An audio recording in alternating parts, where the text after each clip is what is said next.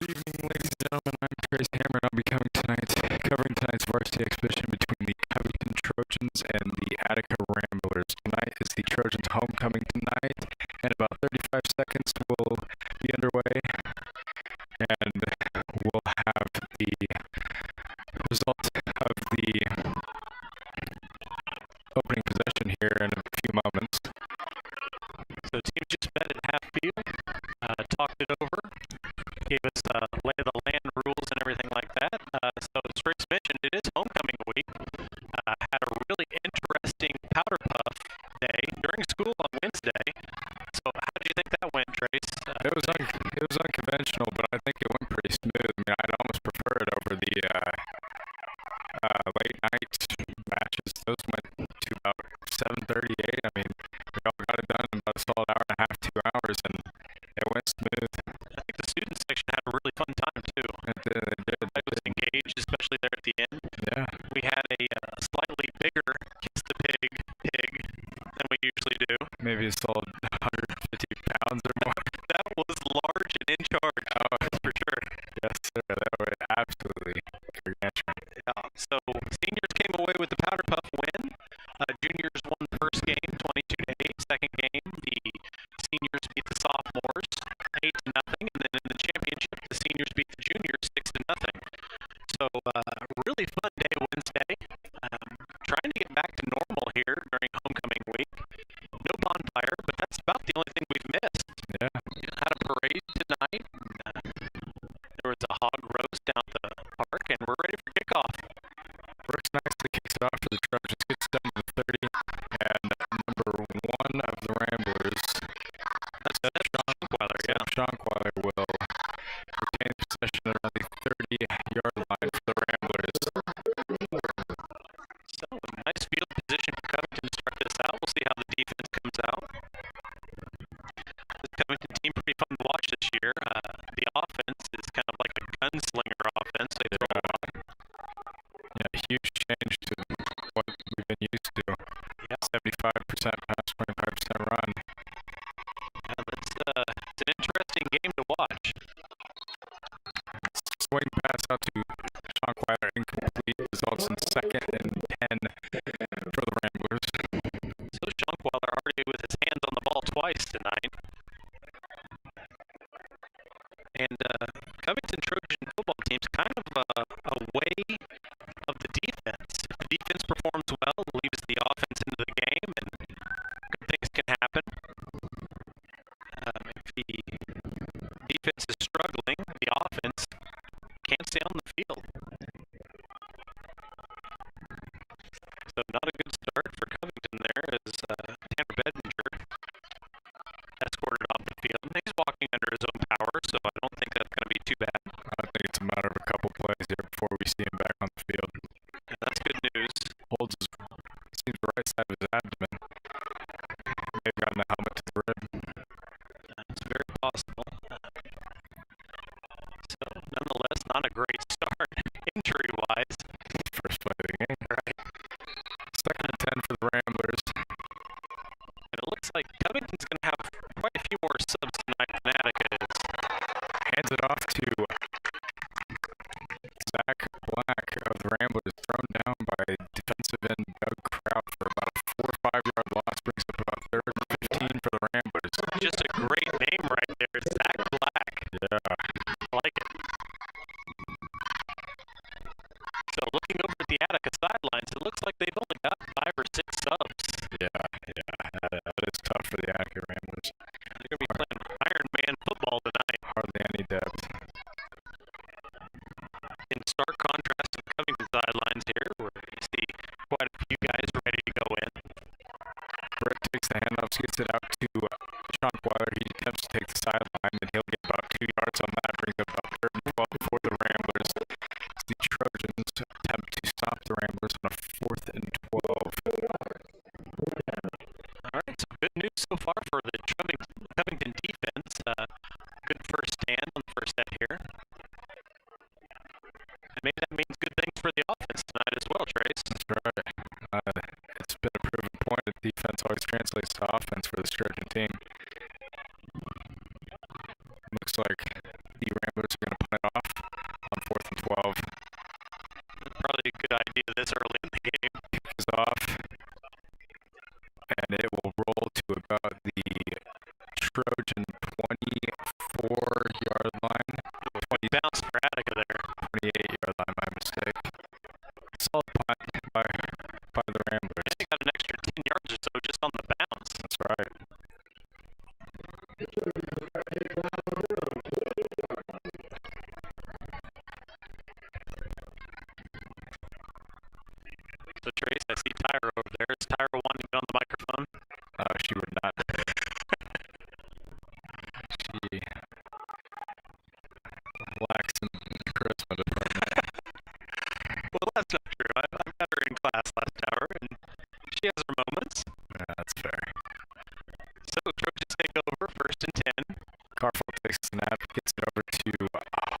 side, and he is wrapped up immediately, brought down for about a 0-yard gain, maybe a 1-yard loss.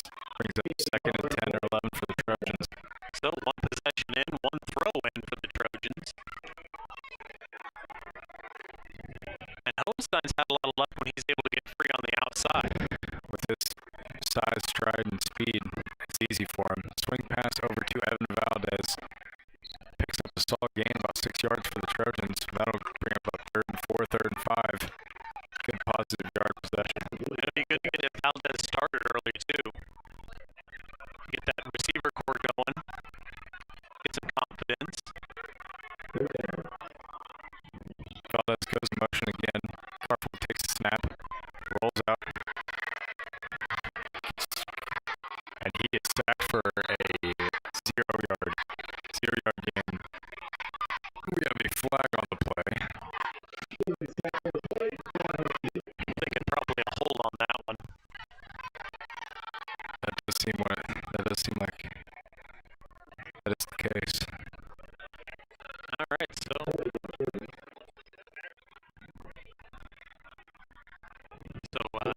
Carful chased out of the pocket on that, and from what we've seen lately, he does some of his best work outside of the pocket. Very comfortable in the pocket. This Trojan team is one of the best out of scramble teams in the conference. Yeah, he's not afraid to throw it down the sideline and down the field when he's outside of the pocket. So look for that tonight.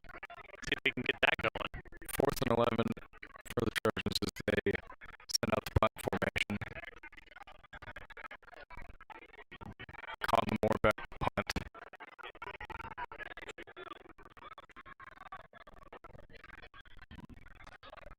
So we've seen quite a few trick plays from Colin Moore. Are we going to see one right now? I hope not.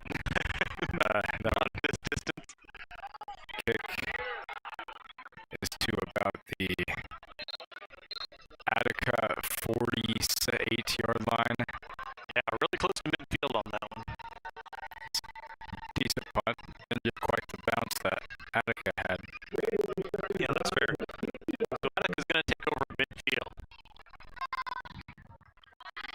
And like we mentioned, it is homecoming tonight. Cheerleaders rocking the pink pom-poms. And getting back to a little bit of normalcy. Had the parade earlier, the hog roast, and here we are at the game, allowing more and more people into the games. Black takes the handoff, and he'll get about a 1-yard gain at the very most. Just swallowed up by the Trojan defense right there. Read that one a mile away. Nate Sly never fails in wreaking havoc at that nose grab position.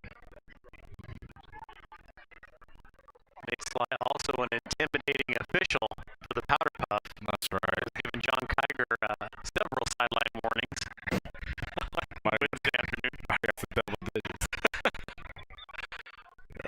Yes, what a fun time. Brett takes the snap. It'll be a QB keep, and he falls forward for about 3 yards. Brings up 3rd and 7 for the Ramblers. So Trojan defense standing tall so far. See if they can keep that up. That'd be a good sign for the Trojan team tonight. It is homecoming, so we will have the announcement of the Queen and her court and all the float stuff at halftime. So it'll be an extended halftime. We'll try to stay with you as long as we can.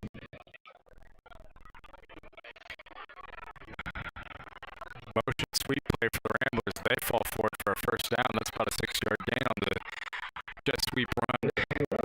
And that's a 1st down conversion for the Ramblers. So their first down, and Covington's going to get backed up a little bit. Ramblers fight their way to the Trojans' 38-yard line.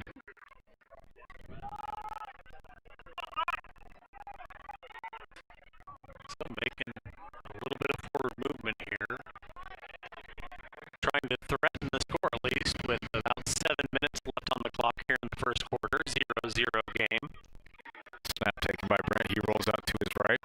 Tries to get the sideline. He's pursued by Elmore and Crowd. He was going absolutely nowhere. Smart play to throw it out of bounds. That's not the sideline you want to be running to either. No.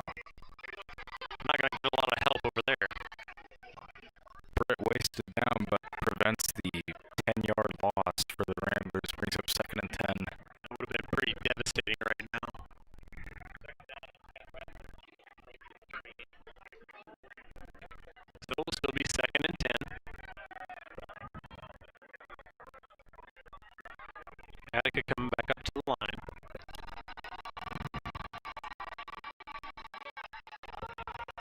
They're going to run this time right up the middle. About a 5-6 yard gain by Black for a solid second down play for the Ramblers. Brings up about 3rd and 4. Very convertible spot for the Ramblers. Crucial for the first down conversion. Yeah, they're wanting to keep this momentum going here. Under 7 minutes left in the first quarter now. So nearly halfway through. Score still 0-0 at the Trojan complex. We don't have that blinding light into our eyes. Overcast day here out of the complex. Chilly, but not too cold as of right now. Britt picks the snap, rolls out to his right. He looks like he's going to keep it. He's going to tuck it, and he will not get the first down. Swallowed up by, looks to be Jordan Edmond of the Trojans, the middle linebacker. That'll bring up 4th and 5 for the Ramblers, and I believe they'll go for it. Yeah, Jordan in on that. I think Doug Crowd got there at the tail end of it. So big shout out to Jordan, your partner during the basketball season. Yes, and soon to be. That's right. Yeah, coming back to that. There is a chill in the air. It's almost basketball season. So stay with this CHS247. We got a timeout or something. All right, we've got a timeout, and that's going to take us to our first ad, Trace. We'll be back in a minute, everybody. Important life lessons. Like the best offense is a good defense. If that's true, then we can win this battle against the pandemic by defending ourselves and each other from COVID-19. So let's wash our hands, always wear a mask, get a flu shot, and practice social distancing. We'll not only be protecting ourselves, we'll also be protecting our teammates and friends, our moms and dads, our grandmas and grandpas. Let's play tough defense, and we'll win this battle. I'm Sandra Walton. And I'm Robert Falkins. We're assistant commissioners of the Indiana High School Athletic Association. Thank you for supporting the high schools in your community.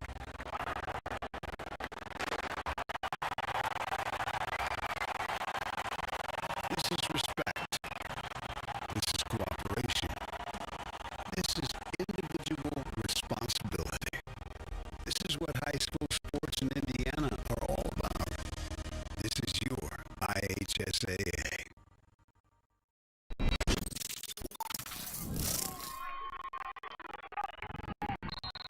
After the Rambler timeout, Ramblers retake the field, 4th and 5, they'll go for it.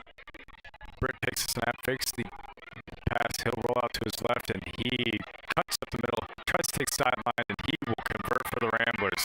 That is an Attica first down.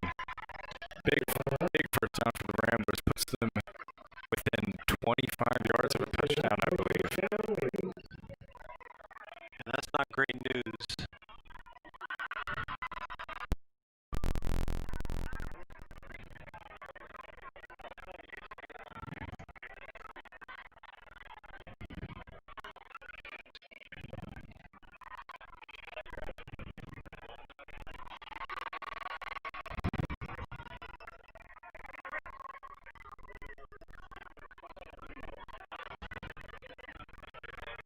QB keep by Britt.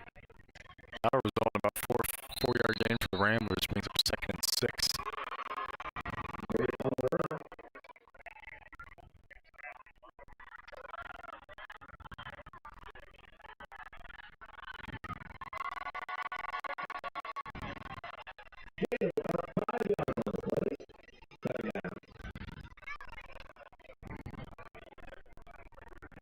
Alright, so Attica moving the ball pretty well right now. Not great news.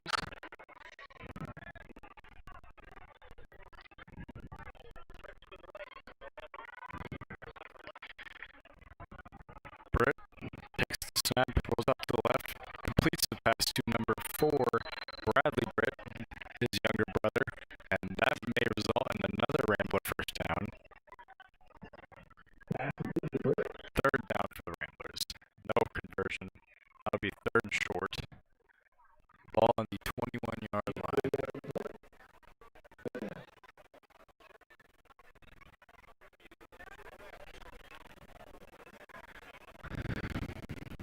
The Attica O-line holding steadfast as the Trojans are unable to penetrate on pass plays, run plays. The Ramblers really demonstrating solid smash mouth offense on this drive as Britt takes a snap.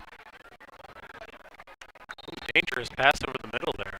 Swatted down by the nose guard, Nate Sly, and I believe if Nate wouldn't have got a hit on that, that could have been a touchdown play.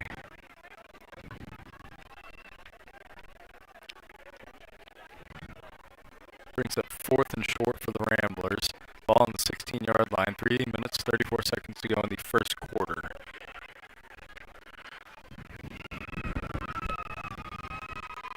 Galloway goes in motion, lines up on the right side. A trips formation on the right. Britt takes a snap. He'll QB keep it. That'll be another first down for the Ramblers. He falls forward for about 4 yards. So they didn't need a lot. They got a lot. Puts the Ramblers in prime position to score here. That's not great news for Covington. 3.5 minutes left here in the first quarter.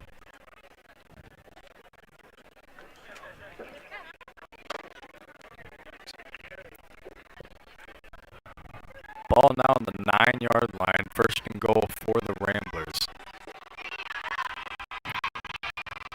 Bradley Britt goes in motion. He'll take the handoff. And that's another QB keep for the Ramblers. John Britt falls forward for another 4 to 5 yards, and there's a flag on the field.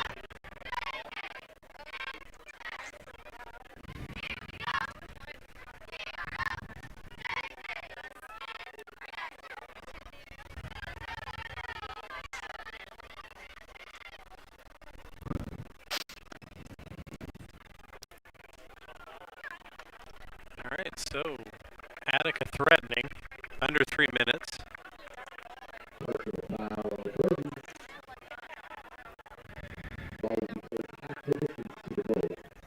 Williamson goes in for 52, Alex Black at the outside linebacker position. Interesting substitution for the Trojans.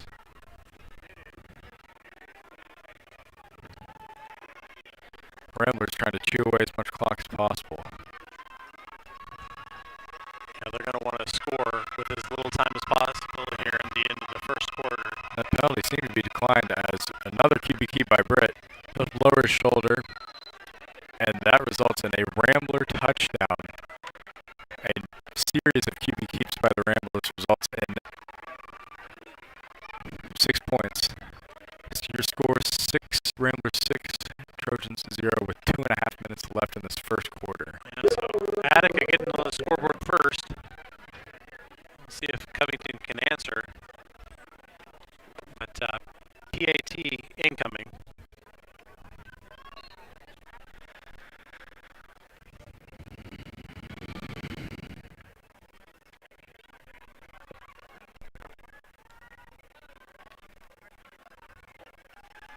Ramblers will go for the 2-point conversion. Britt takes the snap. He'll keep it again. And it looks like he will not get the conversion. Keeps the score. Ramblers 6, Trojans 0. Attica will kick it off in a few moments here. All right, so Attica scores first, but a little bit of good news, a little bit of silver lining to that. Not able to convert on the PAT. So 2.5 minutes left here in the first quarter.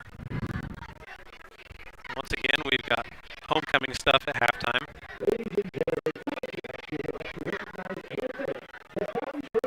That's a statement drive for the Ramblers, showing that they can move the ball against this Trojan defense, running and passing, primarily running.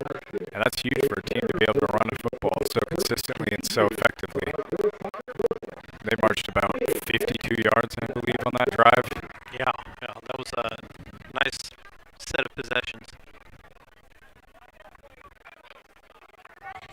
So we'll see if Covington can answer.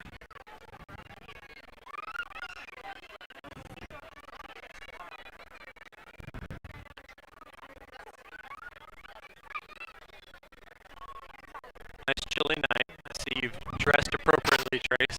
Yes, I did.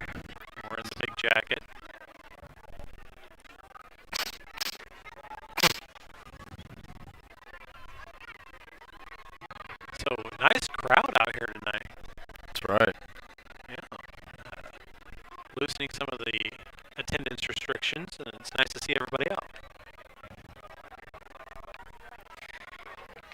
Zach Black kicks it off for the Ramblers here.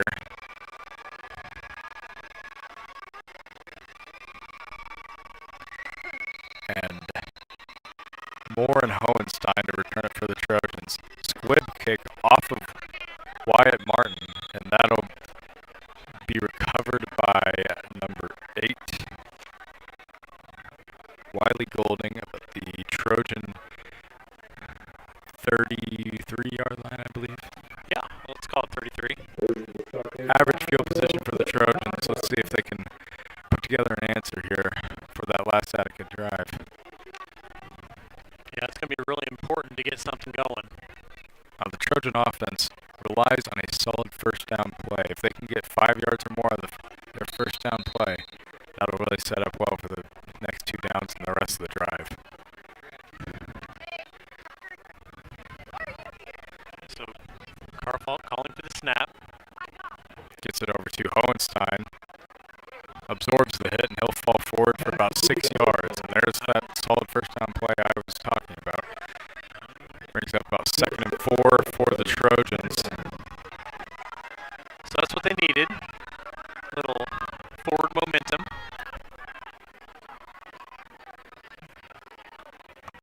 And hitch out to Duncan Keller. He'll fall forward for an additional 4 to 5 yards. Picks up the Trojan first down. 2 very productive plays for the Trojans. About 16 yards of offense in 2 plays. So there's that passing game that we were talking about. Carfault on track to beat a Trojan record of passing yards. And another cross route to Asa Hohenstein. That picks up about 9 yards for the Trojans. Tackled by number 1, Zeb Schonkweiler. I believe Carfault needs about 94 yards of passing to beat the Covington record for passing yards in the season.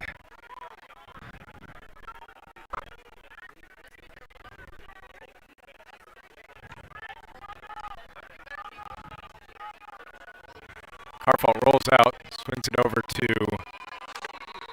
that will be Keller again. Yeah, that's for those chains. That results in another Trojan first down, about a 15-yard reception for Keller. And the Trojans have covered about 40 yards of field in about 4 plays.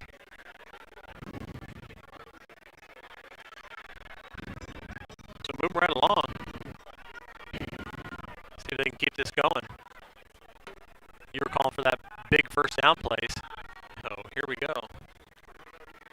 Carfault takes a snap, rolls out to his right in a tough position here, see if he can get any yards, and it looks like he got about 1 on the first down play. Now that wasn't the strongest first down play. Let's see if they can recover with a good second down. Yeah, that's not that 5 yards you were calling for.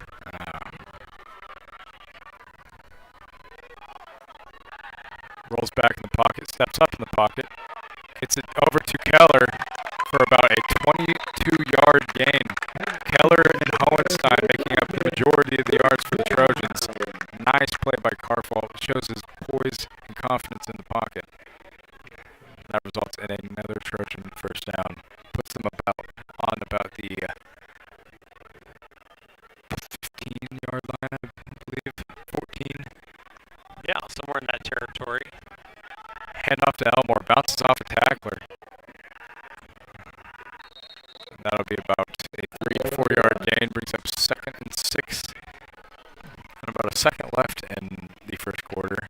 They'll just run out that clock, I believe. Yeah. Somebody with a quick finger stopped that clock on that one. Yeah. Half a second left. Yeah.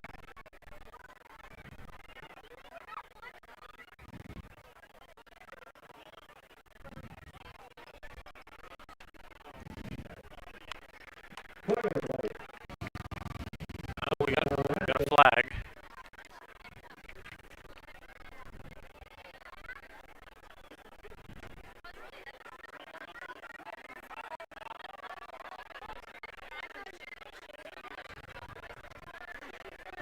And Trojans will try to get one more play here in this quarter. 0.5 seconds left. Try try to score on the 14-yard line. His coach calls in the Bubba formation, which is usually a formation designated for short gains, runs, and such, but there are a few pass plays that come out of Bubba.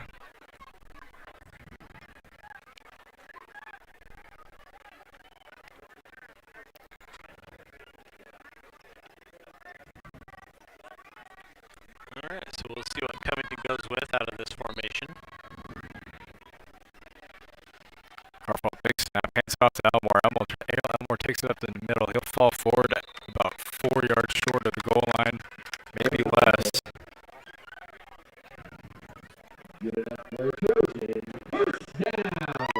Results in a first down for the Trojans, and time added to the clock. And that concludes the first quarter of play. You score Ramblers 6, Trojans 0. All right, so we're going to try to restart our stream real quick. So hold on, Trace. Hold on, everybody. Brooks nicely to kick it off for the Trojans. Ramblers attempt to take the sideline, and a solid return for the Ramblers. They take it from about the 20-yard line from where it was originally kicked up to the 40-yard line. All right, so sorry for the technical difficulties tonight. Stream was killed, but we're back. If you missed it, the Trojans scored on a nice run into the end zone by Elmore, and then two-point conversion intended for Valdez, but converted by the Trojans anyway, even though it did not hit the intended receiver. So Attica with the ball. Followed by Bowden Rice, returning it for about 24 yards for the Ramblers, putting them at the 39-yard line, their own 39-yard line. And Black runs it for about 2 yards, brings up about 2nd and 7.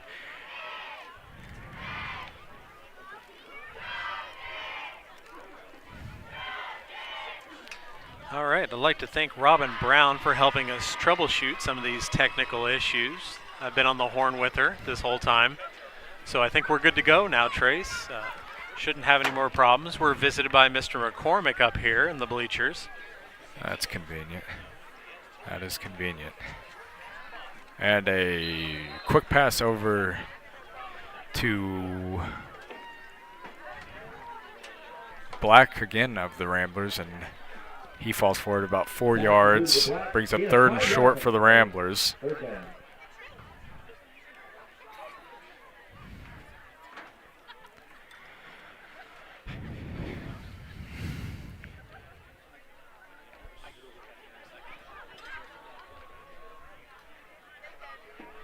All right, so little troubleshooting out here at the complex, Trace. Sorry for leaving you hanging there. Oh, it's all right. Britt takes the snap, goes downfield, and that appeared to be picked off from the Trojans, but dropped by nicely. Yeah, dangerous play down there on the sidelines both ways. Almost a pick, but if Attica comes away with that, they've got a pretty clear lane to the end zone. That's right. And just to clarify, nicely is the last name of the quarterback attempting the pickoff. Yes. Thank you for the clarification. It sounded like I was complimenting the way he dropped the ball. Yeah. An unintended consequence of the name, yes. That results in Attica punting it off, and another solid punt by the Ramblers. Gathered around the Trojans' 18-yard line. That is where they will take possession. That is where they'll start the drive. Good defensive stand for the Trojans. Yeah. Good response following their previous response to Attica's touchdown. It's nice to see the defense stepping up again. They've let that one score in so far tonight, but other than that, played pretty confidently, I think. So turning the ball back over to the Trojan offense, and we'll see Alan Carfall out there at quarterback again. That's right. Elmore in the backfield. Carfall takes snap. He's back in the pocket.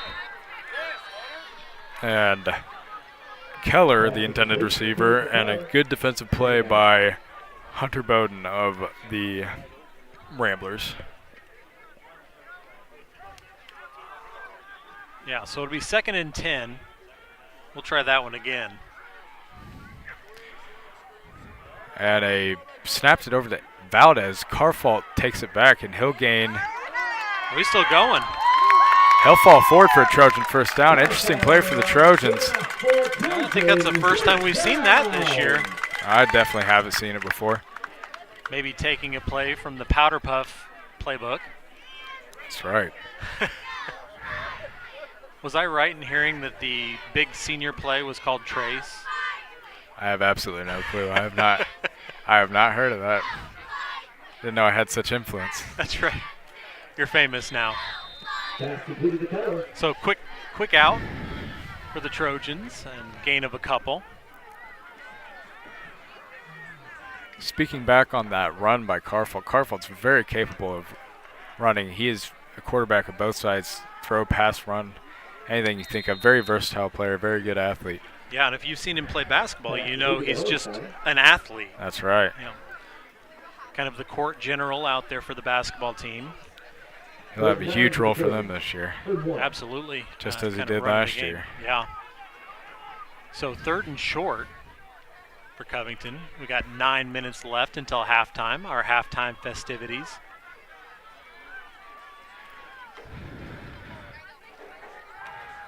Carfault lofts it over to Keller. Keller makes a move and attempts to take the sideline to the right, but falls. But that shook that first defender, but lost some footing on the second one. Ultimately gets another first down conversion for the Trojans. Nearly passes midfield.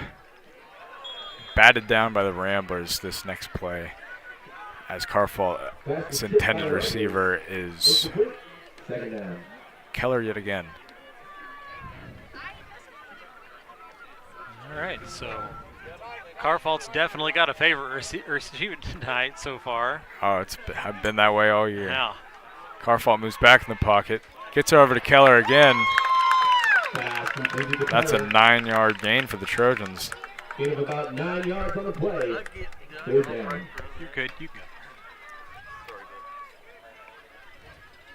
All right, so Trojans moving the ball pretty well right now. Going to try to strike again before halftime, trying to get the crowd pumped up as we go to a timeout. So we're going to run a minute timeout. And Trace, do you want to hear an ad, or you want to break down the game so far? I can get a little recap in. All right. 8 minutes, 22 seconds here left in the half. A good, well-paced game so far. Trojans came out a little slow, came out a little flat, but they've regained their poise. Their offenses ran smoothly. They've got a couple good pass routes down, and Carfault's on track to beat this record held by the school. And Trojans have looked to be on track to take the lead here by 10 points. And Ramblers' offense has been average. If they are able to piece together another drive like they had on their scoring drive, then they have a good chance of winning this football game. But they did not. They attempted to pass last drive, and it just didn't work out for them. Their defense has been subpar, mediocre at best throughout this entire game.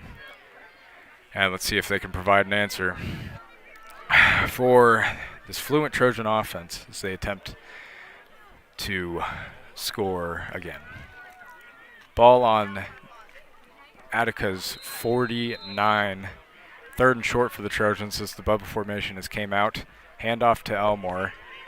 And Carfault reads it, bounces out to the outside. He'll pick up about 6 or 7 yards, and that results in another Trojan first down.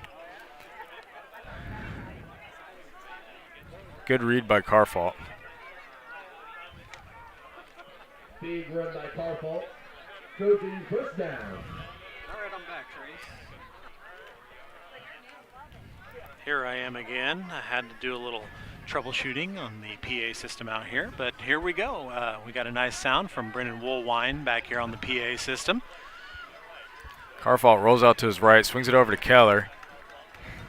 And that's another 8 to 9 yard gain for the Trojans. Ramblers offering no answers for that short pass game of the Trojans, picking up about 7 yards or more each play of the drive. Very efficient, very solid drive for the Trojans.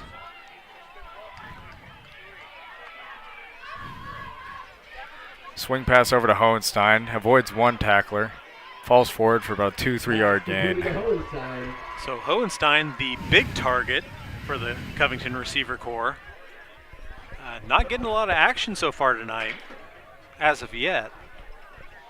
But a name you guys have called quite a bit this season. 4 yards, second down. Hohenstein started out the game, and he has a tendency to do so. Elmore in the backfield, alone in the backfield. Carfault takes the snap, rolls out to his right, gets it back to Hohenstein. Hohenstein is brought down at about the 13, 14 yard line. Another 15-yard gain for the Trojans. Covington just marching the ball down the field now. Yeah. Credit that to the overabundance of reliable sources for Carfault. Yeah. Kind of nice when you can look out and see a couple open wide receivers. Shovels it over to Hohenstein. He'll walk in for the Trojan touchdown. All right, so Asa walks in.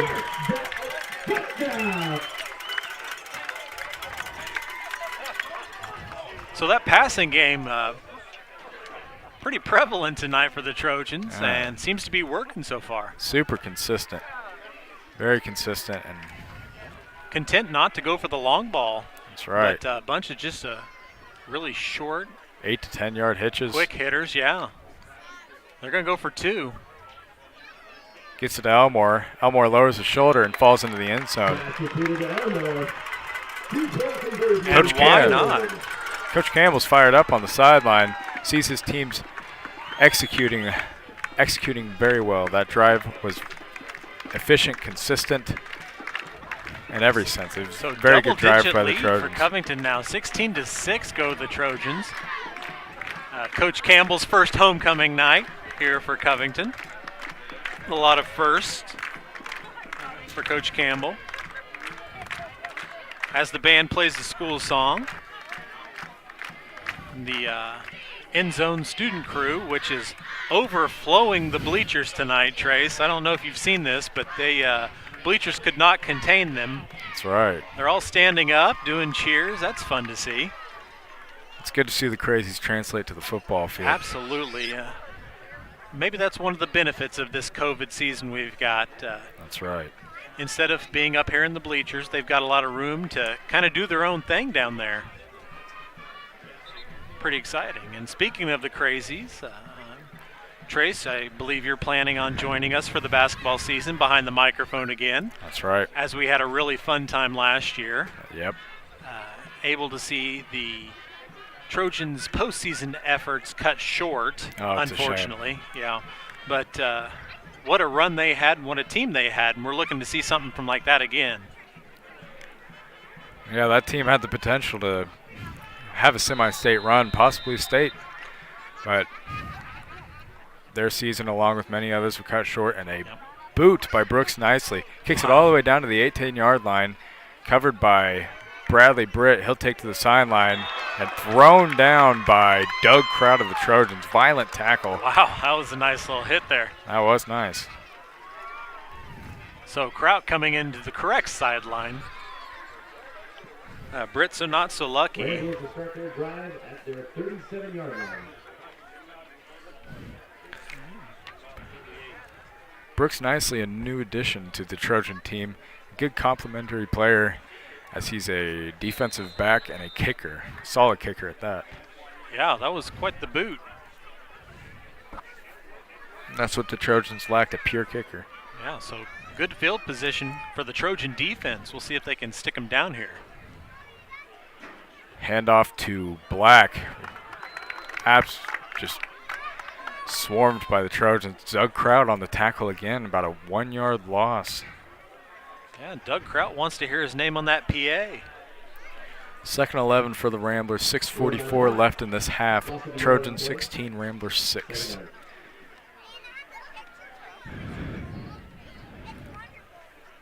So a lot of big things happening around the school, Trace. We've got soccer going to sectional this next week. I'm excited for that. I'm going to see if I can make the trip. Absolutely, that'll be a fun one. A really competitive sectional. Talented team. They're fun to watch. Tennis has had a great season. Cross country's performing well. That's right. A really short run on that one. Trojans read that one pretty well. First 2 downs for the Ramblers results in no gain. Brings up 3rd and long for the Ramblers. And the volleyball team will be playing at home for sectional. Yes, I heard about that. Yeah, so that'll be fun. That is huge. I'm not sure who's in the sectional exactly. Talk about a fun team to watch. Oh, exactly. Volleyball proves themselves to be a formidable foe to anyone Yeah, in the conference and the state, honestly. They can really raise their level when they want to. Britt goes long to his brother and incomplete to Bradley Britt. Coverage by Brooks nicely. So the Covington defense not having any of that. And it'll be 4th down.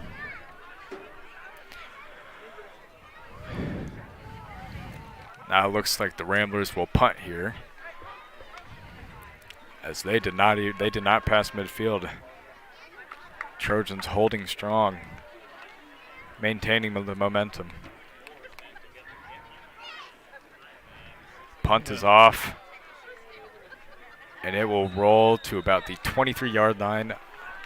One of the things the Ramblers have had consistent throughout this game is their punter. Their punter has laid down some solid kicks He's to had a good game so far. and give their defense good field position. Got a couple of those lucky rolls too. That's right. Some extra yardage, trying to pin the Trojans back in their own territory, but they're going to start from the 23, as Trace said. And the gunslinger, Alan Carfault's going to come back out, try to put the Trojans back up on the board. Huge game he's having. Let's see if he can continue. Had that monster game against the Mustangs. Crucial for the Ramblers to hold this Trojan team if they want to stay in this game. Crucial for the Trojans if they want to take a commanding lead. Passed over to Valdez with a whole lot of grass in front of him. Lowers his shoulder and gets an additional 3 to 4 yards as he just plows over the Attica defender. Tough play by the youngster there. That's right. Want to get those few more yards and just trying to hit the defender as hard as he could at full speed. A good introductory play for the Trojans. Sets up their drive for success. Gerling takes the snap, takes to the sideline. He'll put his shoulder down. That's another 17, 18-yard gain for the Trojans. They really seem to be in their groove now. Yeah, would you call this a gritty passing game, Trace? I would. It's not too much running, not too much jukes, just short passes and then trying to get those few extra yards after contact. All right, so we've got a timeout, and we'll just stay here for this one. We've got 5 minutes left here until halftime in our halftime celebration. Everybody's kind of lined up over here on the track on our left side.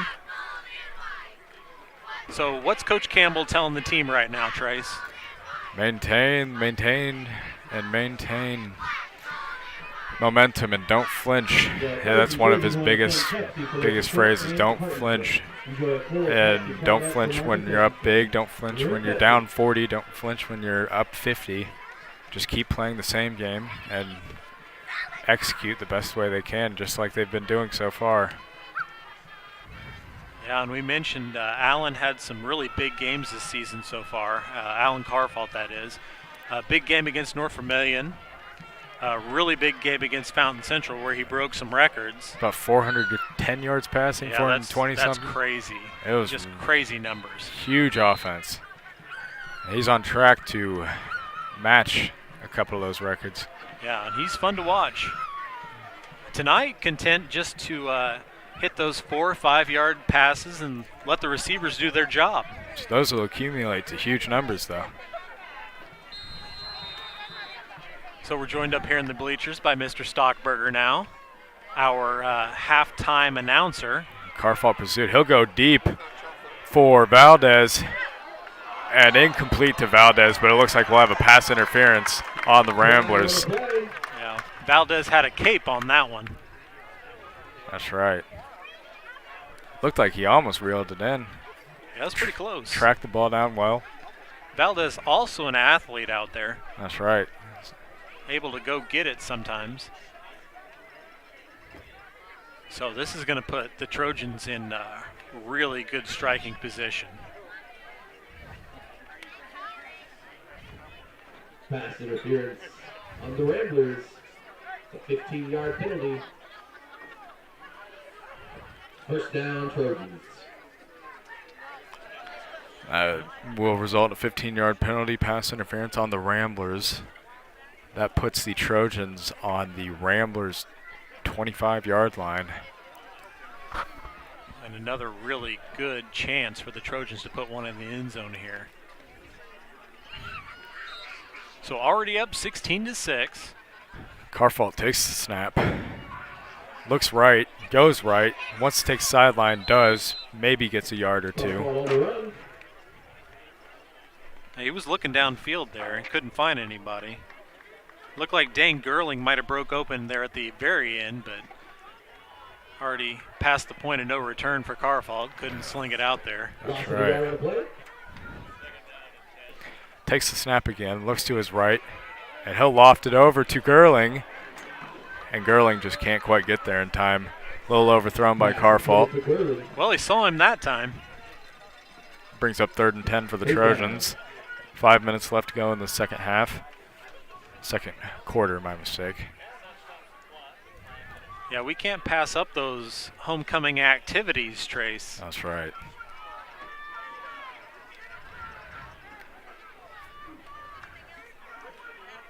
I'd be lying if I said I was not ecstatic. Well, it's always fun to see your friends down there representing your school. Yes. In a big capacity. Looks like we've got another timeout. Coach Campbell not happy with what he sees.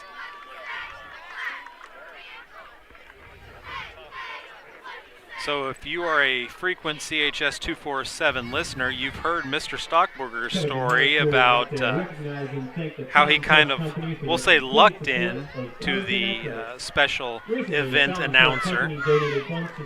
And maybe we'll have him retell that story one of these days, Trace. It's a fun one. I'm not sure I'm familiar.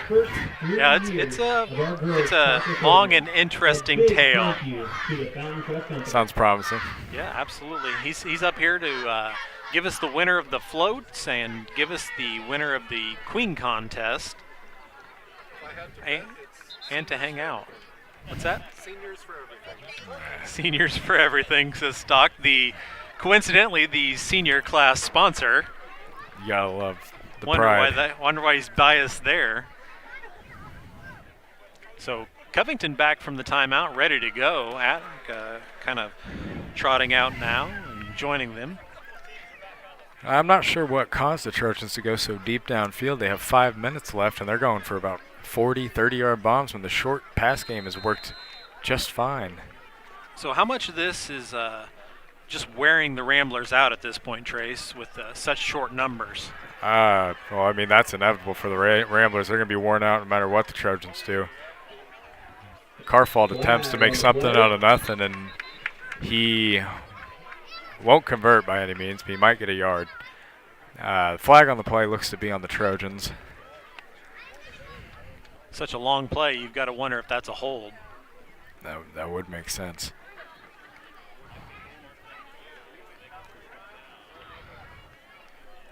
Now, I have a feeling the Trojans will go for it on 4th down here, depending on the penalty. If they get to midfield, then I may stand corrected. They're getting backed up quite a ways. About the 42, 43-yard line, 43-yard line. Attica's 43-yard line. Carfault looking to the sidelines. And that'll bring up 3rd and 21 for the Trojans. Carfault moves back. He's got to be looking deep, and he lofts it down for Keller. Gets one hand on it. Just past him. I'm sure Carfault is not happy with that one, knowing that it is a touchdown if caught. Yeah, already blown past his defender. Perhaps spent a little too much time blowing past the defender. Exactly, without looking for the ball. Yes, yes. Because he's definitely fast enough to get to that ball. So that'll bring up 4th down and forever. It looks you've like got to imagine the Trojans are just going to punt this one away. It looks like the Trojans will punt. Good chance here to put the Ramblers at real rough field position. Hopefully in hopes of preventing a last-minute score before the half. You're wanting to pin them deep right here. So 4:45 left until halftime, until Stock gets to take his duties seriously. So Trace, did you get to see all of the floats at the parade? No. I actually did not attend the parade. All right, so I know you're probably biased, but who are you pulling for the parade float contest? I've yet to see all of them, so I don't want to have an unfair opinion. But of course, I'll be rooting for the senior float, me being a senior. But I've heard the juniors put together quite a show with theirs. Yeah, the junior float's really nice. The senior float also really nice. Sophomores went a little different route, which I enjoyed. And the freshmen with a solid first-year effort. So it could be a close one tonight. Teachers were able to do the voting this year. So I enjoy having that authority, having that power. Yes, understandable. Anyone would. That's right. So we'll see what the Trojans can do with this after that timeout call. And they're going to roll out. And he's going to heave it to Hohenstein. He's going to reel it in, but did he get both feet inbounds? I believe he did. They're going to call it a catch. What a play by the Trojans to convert the first down. What a heave by Conlon Moore. Yes. That's one of the advantages of having a quarterback as your kicker. Conlon Moore being the backup quarterback. And we've seen that quite a few times this year, where he'll just roll out and heave one down the field. Yes, there's a set number of plays for Moore, Conlon Moore, knowing that he has an arm. And Carfault steps up in the pocket. He'll cut it upfield. And solid gain. He gets just about to the pylon, about 2 or 3 yards, but then another Trojan touchdown. So big credit to Coach Campbell for taking the risk on 4th and 21 and going for that one. A whole lot of confidence in his team there. And the team not disappointing. That's got to make you get a little bit of respect and maybe play a little harder for your coach if he knows he's got your back. Over the middle, and looks like it was dropped. Keller got a hand on it. Could not reel it in. So the Trojans knocking on the door again, 16-6 with 4 minutes left here in the second quarter. About the 5-yard line, would you say, Trace? I'd say so as Keller goes in motion. Carfault gives it to Keller. Keller will fall forward for the Trojan touchdown. Nice little swing route to Keller, and Keller walks it in with ease, putting the Trojans up 22-6, 4:11 left in the half. Although the Trojans faltered a bit on offense there, they recovered with that huge play by Moore and Hohenstein, the connection, about the 25-yard connection that ultimately resulted in a Trojan touchdown. Yeah, two-point conversion by Elmore, and that is read by Carfault. He breaks the tackle. He walks into the end zone, puts the Trojans up 24-6, up 18 points with 4:07 left in the half. So even Covington's backup quarterback putting up good numbers tonight. That's right. 24, Ramblers 6. The Trojan sideline, a lot of energy. You love to see that. That is a huge factor in the success of the team, is the sideline energy and the all-around energy of the team. Well, and with 4 minutes left here until halftime, you've got to wonder if Attica's just out of air. You know, they're playing both sides of the ball right now. They've only got, like we said, 4 or 5 subs. That's right. And they've just got to be getting tired. And I can't imagine at the end of the game, but at halftime, they've got to be getting to the point where it's hard to keep up with this super fast, super athletic Covington team. Yeah, they've got to be dying for a break. But give them credit. Still fielding a team and still playing hard, even though down 24-6. It's right. 4 minutes left. And nonetheless, the Trojans must continue to execute and not take their foot off the pedal. Because this Rambler team is still capable of mounting a comeback. Yeah, absolutely. They were able to get some offense going early. That's right. Scored the first points of the game. Yeah, and the Covington defense has stepped up big since then. Nicely kicks to the onside and nearly recovered by the Trojans. Oh my, a lot of excited Trojans down there. Thought we might have had it. That would have been massive for the Trojans if they were able to recover on that one, putting them in a tremendous position to score, but it is retained by the Ramblers. They will take the field, start their drive about the 36-yard line, their own 36-yard line. See if they can mount together a drive to cut the lead down to about 10.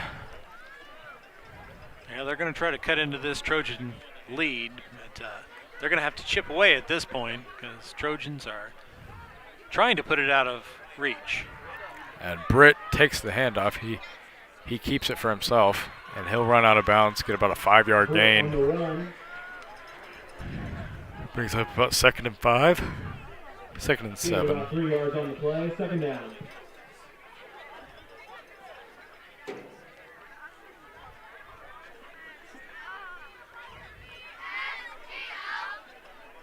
All right, so we can see if the Trojan defense is going to put together another stand. Be a great momentum keeper for the Trojans if the defense can come up big here. Britt attempts to get it to his brother, Bradley Britt, and that is incomplete. Brings up 3rd and 7 for the Ramblers.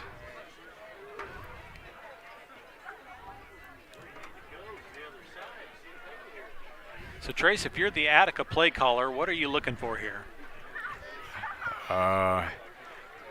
Honestly, a play just like the last where, have one of the receivers go on a swing route or a cross route, hitch per se, and just a solid 5-yard pickup. Hope the receiver picks up a few yards after the catch and maybe get a solid 4th-yard push run.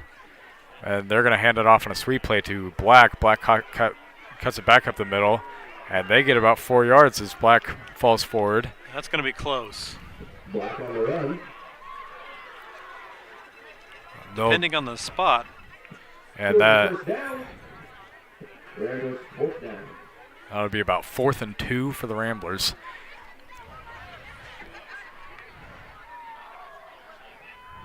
All right, so we're going to clear the field temporarily, talk it over, and come back.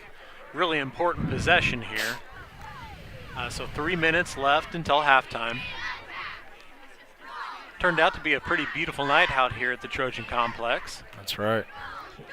No wind yet, which always keeps it a little warmer out here.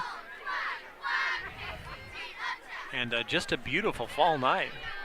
Maybe we were over-prepared with our jackets, Trace. Yeah, I'd say the last game was when we really needed them. Absolutely. Oh, My hands were freezing. Last game was frigid. Yeah, and it's one of the problems with football season outside is the later you get in the season, the more excited you're to go to the games, but the colder it's getting. Yeah, that's right. All right, so huge play here for Attica.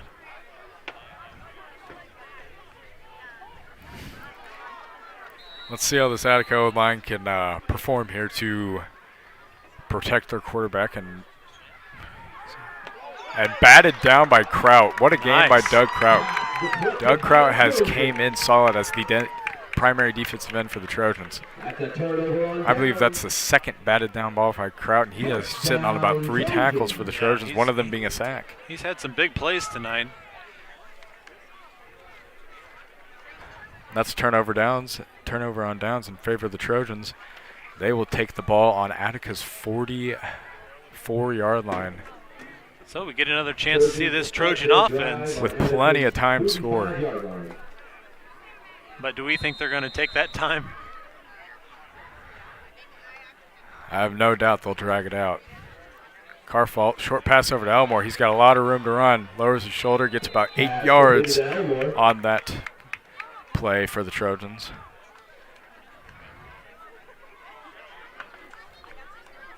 So this pass-heavy Covington offense gets rolling again.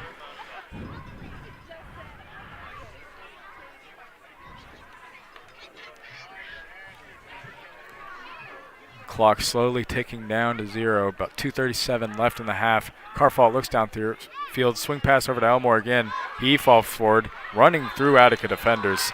And that may result in a first down for the Trojans. Yeah, it's going to be close. Yep, And move the chains. Yes, it will. Trojan first down. Trojan offense continues to defend its reputation in terms of producing solid yards and just being all around efficient.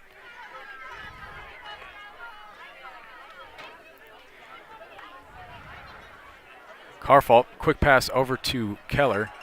And that's another 4 or 5 yard gain as he steps over the defender. Bit of a power move by Keller.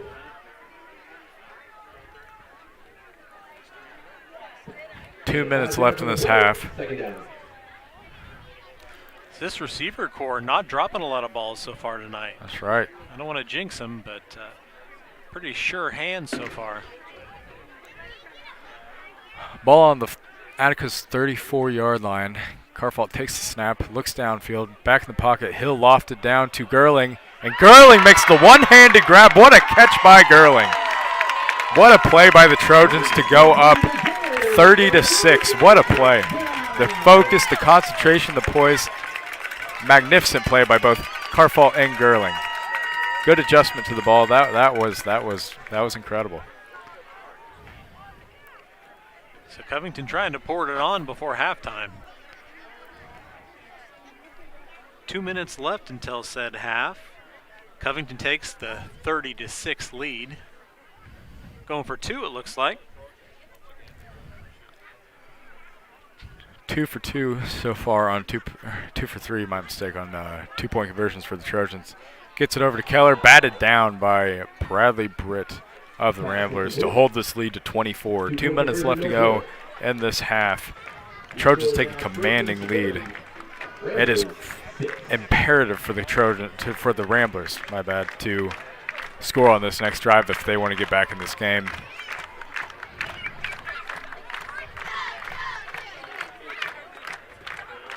Yeah, and especially with lower numbers, it's going to be hard to dig back into it if Covington gets a commanding lead. That's right.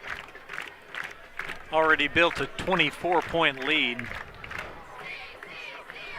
And at what point do you have to start looking at this being insurmountable for the lower Rambler numbers, Trace? I'd say the 30-point threshold is where Covington really takes control, and that is really tough to come back to, especially with the 14 to 15 person roster for Attica. That I think you get to that 30-point threshold, that'll just about end the game. And we are rapidly approaching that. One more score from Covington, that puts us. That's right. That's why it's right in there. That's why it's so important for Attica to put together a solid drive in this next possession. Yeah, they need something going towards halftime. That's for sure. And I believe the Trojans get the ball first in the second half.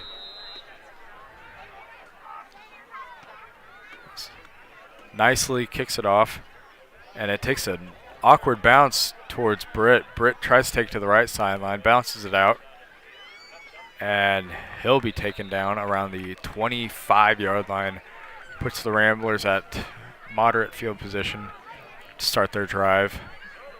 They have about 1:52 left to put together 6 to 8 points. Or 7. Yeah, they're going to need something. Ramblers will start their drive on their own 25 Just to get the morale back up and break some of this Covington head of steam they've got going on right now. That's right.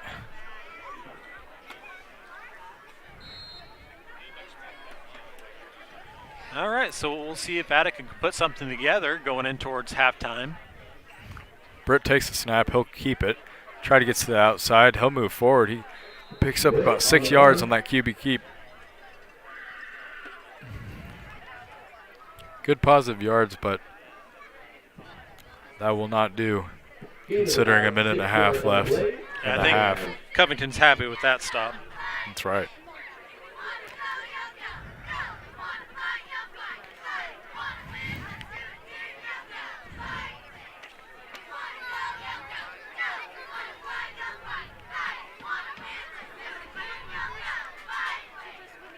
And Britt looks downfield. He'll keep it himself, and he might get some big yards here.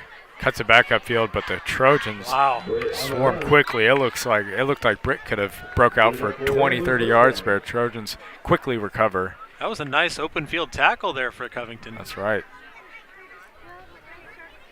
Great run by the athletic Britt as well. And nonetheless, it results in an Attica first down. Minute left in this first half. So Attica's got a minute to try to get something towards the end zone. From what we've seen so far, maybe don't have a kicking game, so the field goal is probably not an option. They need to put something in the end zone. Short pass over to Galloway, I believe, and he gets about 6 yards on that play and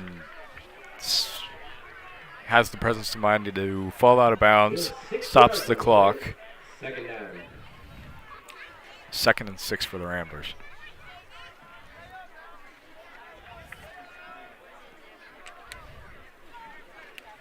So 44 seconds left. Covington's got to hold strong for another 43.9 seconds. Attica doing everything they can to get the ball moving down the field.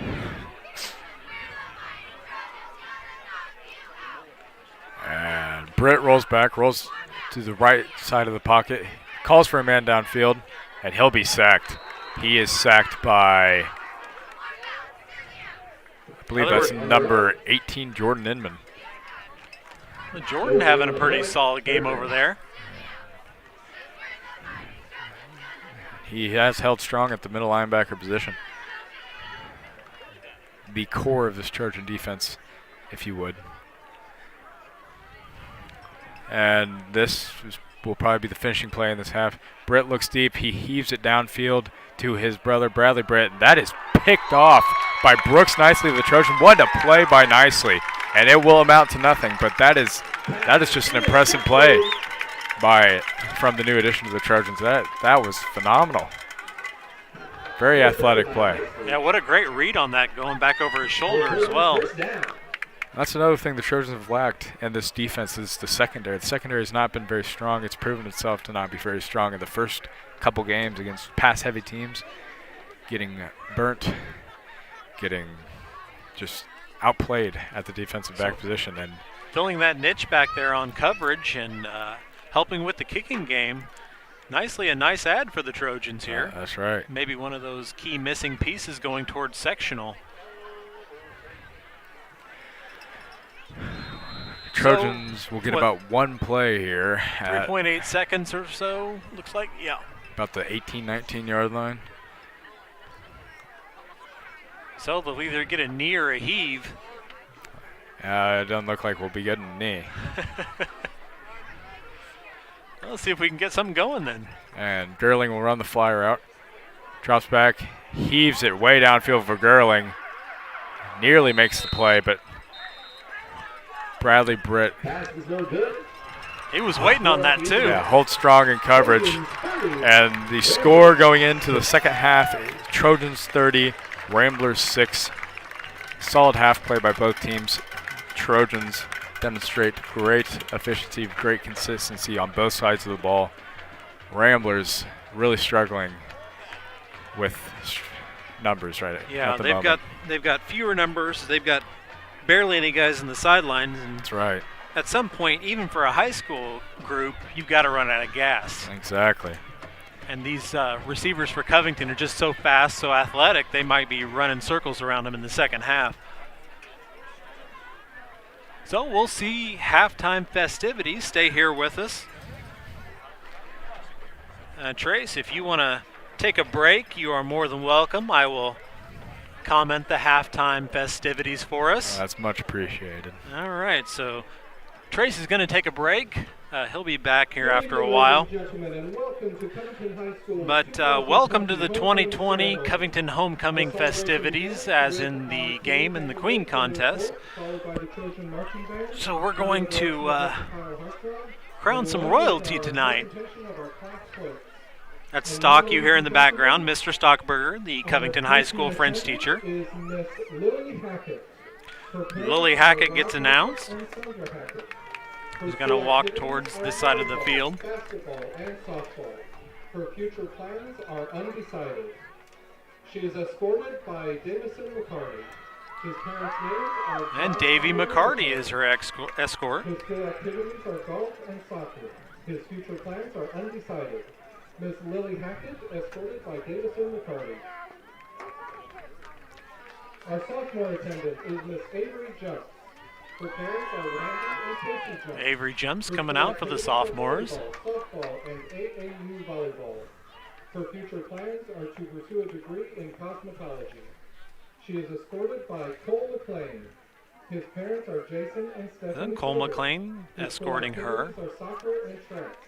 So if you've seen any of our volleyball or soccer broadcasts, you'll recognize these two familiar faces. Avery, a volleyball player, plays up on varsity. All right, next up, Katie Woodrow. She is escorted by Hayden Current. His parents are Scott and Tori Current. His activities are bowling in the Special Olympics, greeting students entering the building each morning, and playing basketball in the gym. His future plans are to drive a big truck and work in landscaping. All right, and Curran out there escorting. The junior attendants. And now, ladies and gentlemen, excited to be here. And we'll meet the Queen Pettit. candidates now. Her parents' names are Jeremy Pettit and Jamie Pettit. Her school activities are volleyball. So first one out is Nia Pettit, a volleyball player here at Covington. Her plans are undecided. She is escorted by Isaiah McCarty. And Isaiah McCarty is her escort, a soccer player here at Covington. Soccer, golf, and Letterman's Club. His future plans are to attend a four-year college and major in education. Nia, one of two seniors on the volleyball team, pardon. A big part of that Jen Sutherland volleyball team. They've had great success. Her parents are Jeff and Tina Richardson. Her school activities are golf, basketball, track, National Honor Society. All right, Kenzi Richardson is our next candidate. Her plans are to attend Purdue University to study a pre-veterinary medicine. She is escorted by Gavin Williamson. His parents And Gavin Williamson is the escort. He's going to be in his football jersey. Wrestling, spirit lifter, and FFA. His future plans are exploratory studies in a trade school or join the military. Miss Kenzi Richardson, escorted by Gavin Williamson. So we'll get their picture taken. Miss Aubrey Stonecipher. Split off to the side. Aubrey Stonecipher comes down. Her school activities are golf, National Honor Society President, and Student Council. Her future plans are to attend Purdue University to study agribusiness. She is escorted by Benton Berger. And Benton Berger wearing his football jersey, number 74. His activities are football, track, FFA, and Spanish club. His future plans are to attend Purdue University to study agronomy. Miss Aubrey Stonecipher, escorted by Benton Berger.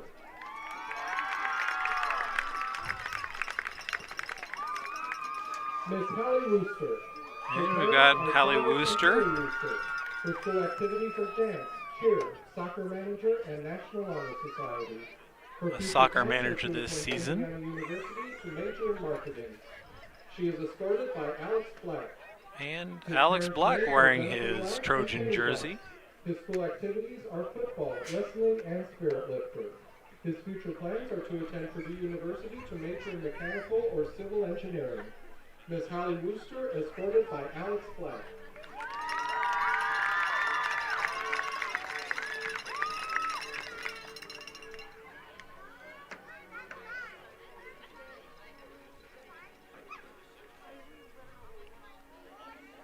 And your 2020 Fall Homecoming Queen is Miss Hallee Wooster.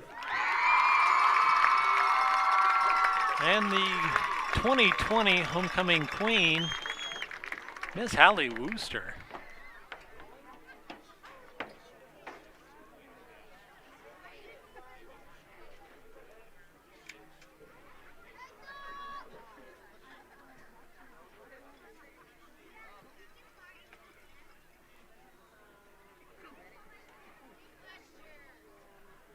All right, so we'll get her crowned. Get a yearbook picture. Congratulations to Hallee. Congratulations to all of our candidates, escorts, attendants. Congratulations to Hallee and the entire court.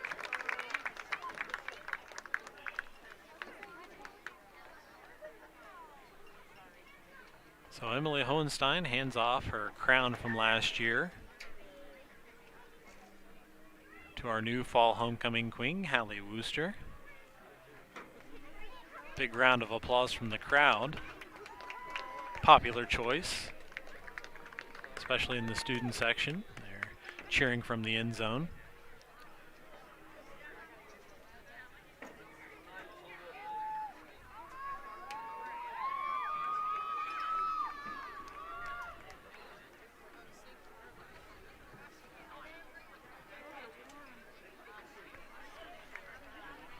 All right, going to clear the field.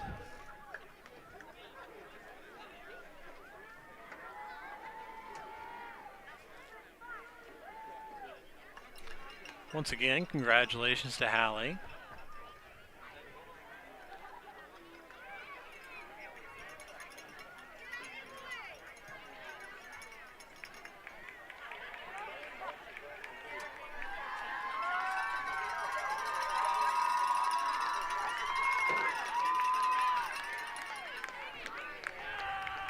All right. So it looks like we're going to see and hear from the Covington Marching Band as well.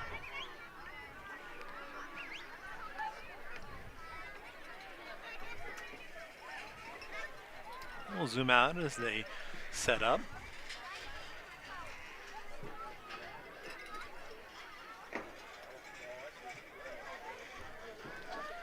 Take this opportunity while they're warming up to thank everybody for tuning in tonight to Covington's homecoming. Had some technical difficulties early, but we've overcome those, and we're cruising towards hopefully a Covington win tonight. Please welcome once again your Covington Trojan Marching Band. All right, so we're going to hear from the marching band, so I will let them play and let you enjoy. Seniors and specters. Tonight, they will present the specters portion. The spooky season is among us. For their first selection, the band has chosen to perform a familiar theme from the 1984 film, Ghostbusters.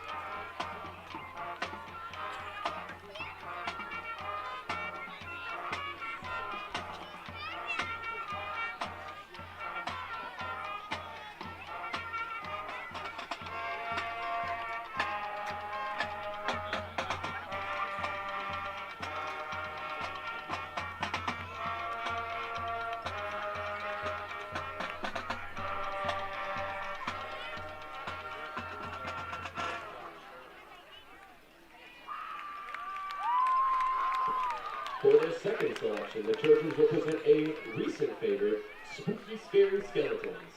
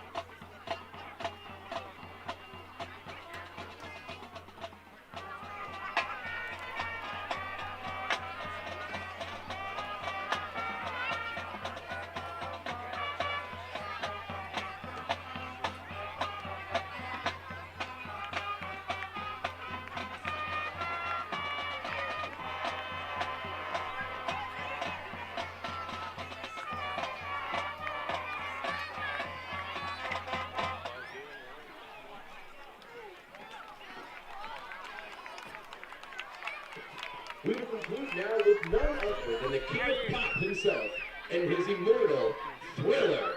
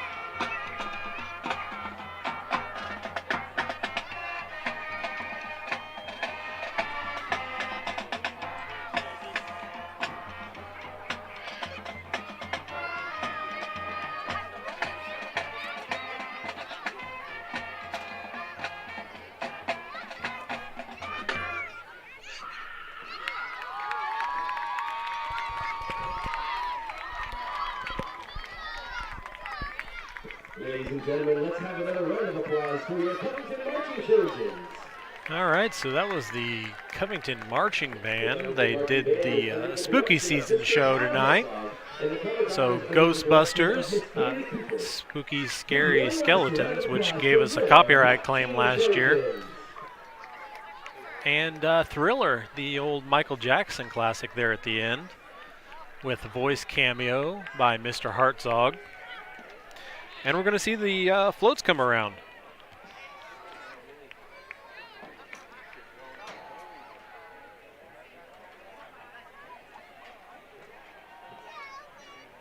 And our last part of the homecoming celebration is the presentation of our class floats. Each class has the opportunity to choose. So Stock back on the microphone. Going to tell us a little bit about the floats tonight. As they come around the corner, the seniors chose to honor Coach Campbell and the team. Of course, Mr. Stockberger, the senior class sponsor, putting a little more emphasis into his announcement of the senior class float. Rightfully so, rightfully so. So we'll get a shot of them coming around the corner and see if we can get a clear shot of them coming down the home stretch if they don't run over a Rambler. Presenting the senior float, the Trojans are super. Ah, very punny. The Trojans are super, SOUP-ER, because of Coach Campbell. I'll give you a good shot of that. So the Trojans are super. Well, we've got the junior float up next. The junior float 2020. All right, so quite a bit of effort from the juniors, it seems.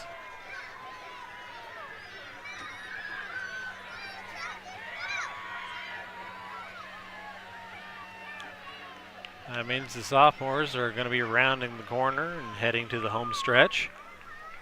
So who do you think's going to win? Junior float? I don't get this one. The sophomore float, Pride of Victory. Pride of Victory, that's pretty good. So the sophomore float, the more Halloween themed, fits in with the band's halftime show today. So maybe the most appropriate float. And then the freshman effort. And the freshman float, Isolate the Ramblers. A COVID-themed float.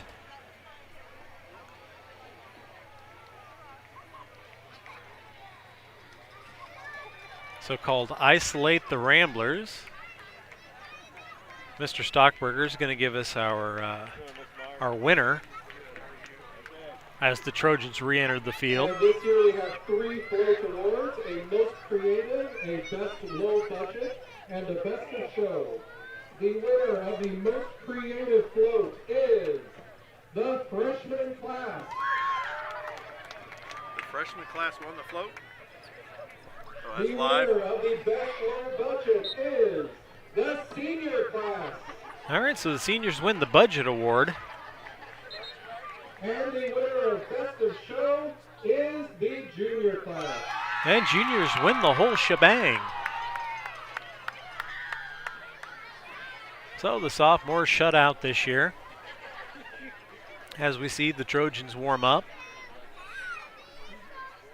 Try to get back into it from this extended halftime. Hopefully they didn't get too cold over there in the locker room. Ramblers skipping warm-ups, it seems. With few numbers, that might be a good idea. Conserve as much energy as possible. So we've got 2:20 until we start this second half.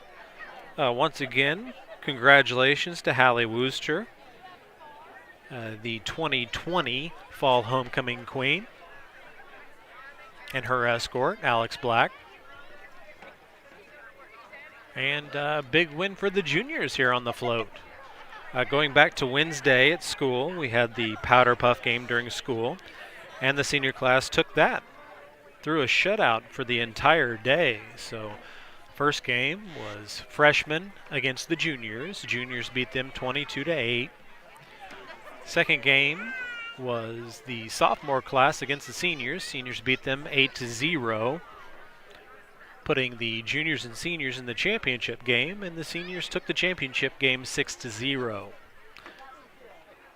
So a senior effort this year of 8-0 and 6-0 gives them the 2020 Powder Puff Championship as Stock exit the press box from behind us.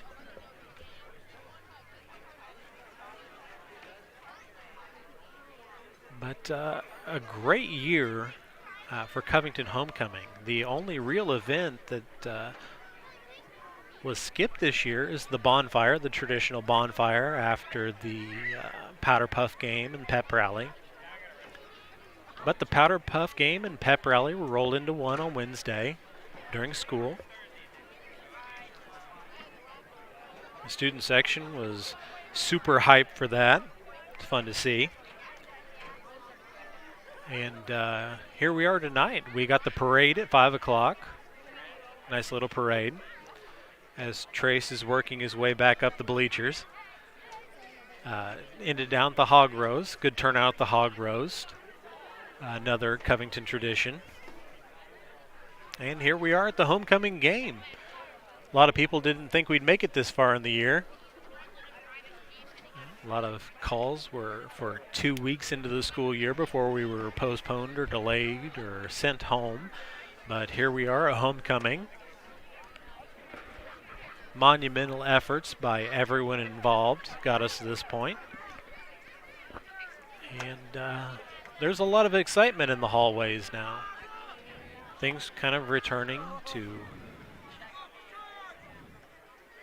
as much normal as we can see right now. We'll put it that way. But exciting things happening at Covington as Trace tries to figure out his headphones. They're complicated. They swiveled around on him. You ready to join the broadcast again there, Trace? Ready as I All right. ready as I'll ever be. And yes, they are. I don't know. It's the most complicated pair of headphones I've ever encountered. So they do swivel around Yes. and go backwards, and it's hard to figure out which way is which. Yeah.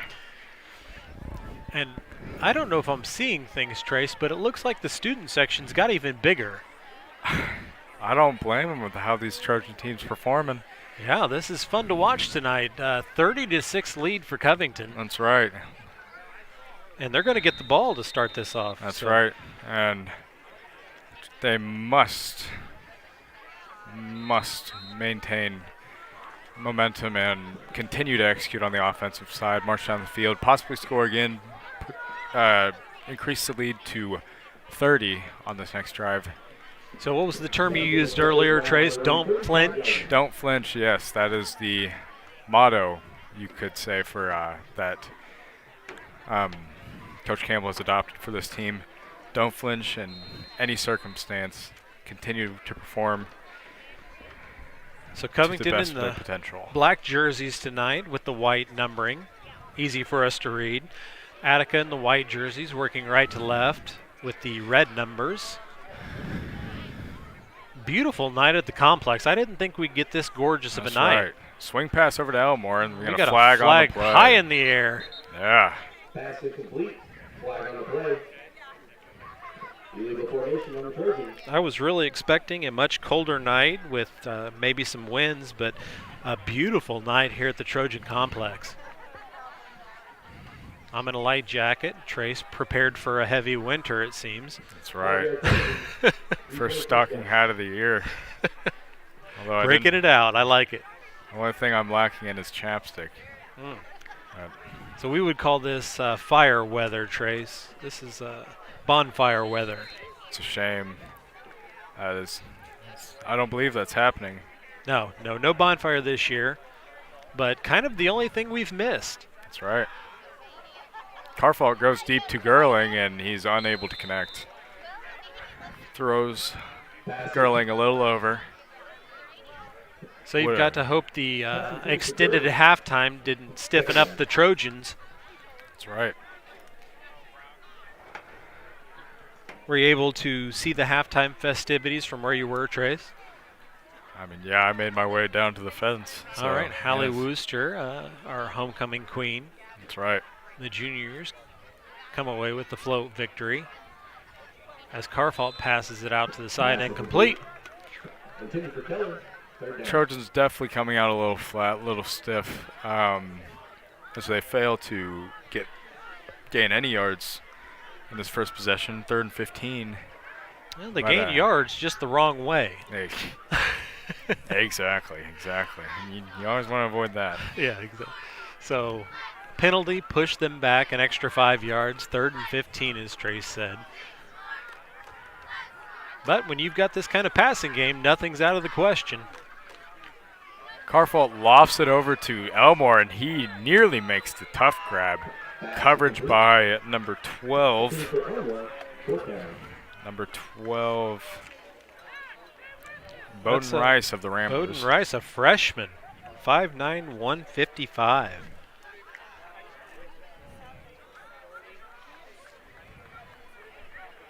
Fourth and 15 for the Trojans. Looks like they'll be punting as the Ramblers put together a solid defensive effort to hold the Trojans on their first possession.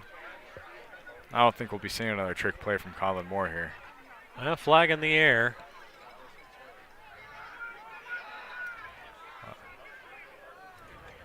Nice punt by Moore. Line drive punt. He gets a solid 15 additional yards on that roll. Depending on this penalty flag, we'll see where the Ramblers are set to start their introductory drive into the second half. So a false start was the call.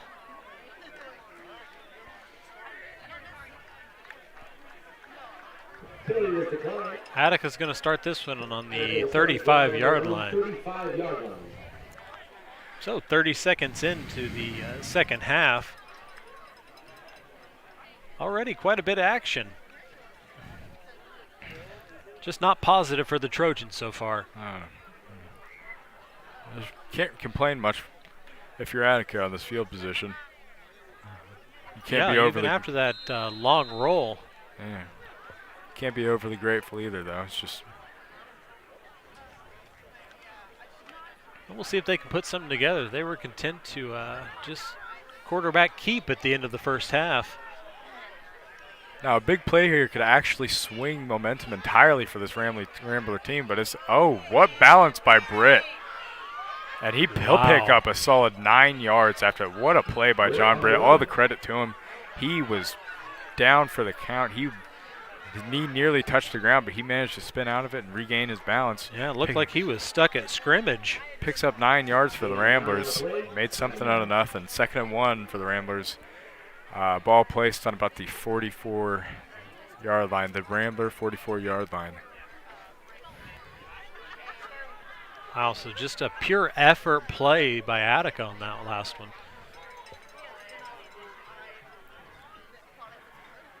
Could be hard for Covington to stop this. QB keep, and that'll be a first down for the Ramblers. About a 3-yard pickup. And first 2 plays by the Ramblers results in a Attica first down. And Trojans, they really cannot give Attica a lot of room for success if they want to shut this game out and get comfortable. You want to keep your foot on the gas right now. Try to get something going. Trojans come out a little cold. A couple exciting plays could really shift the tide in this game. I mean, just think a touchdown here in the next couple plays on top of a, let's say a pick 6. Absolutely. I mean, the Ramblers are down 10 points. And a heave downfield, picked off by Wyatt Martin. And as I was saying, Trojan, and Wyatt Martin's going to return this big. Cuts it upfield and plows over an Attica defender. Brings it back over to the Attica side of the field. About the 48-yard line. Attica's 48-yard line. About a 45-yard return after the interception on that. What a play by Martin. Wyatt, the one-man momentum shift right there for the Trojans.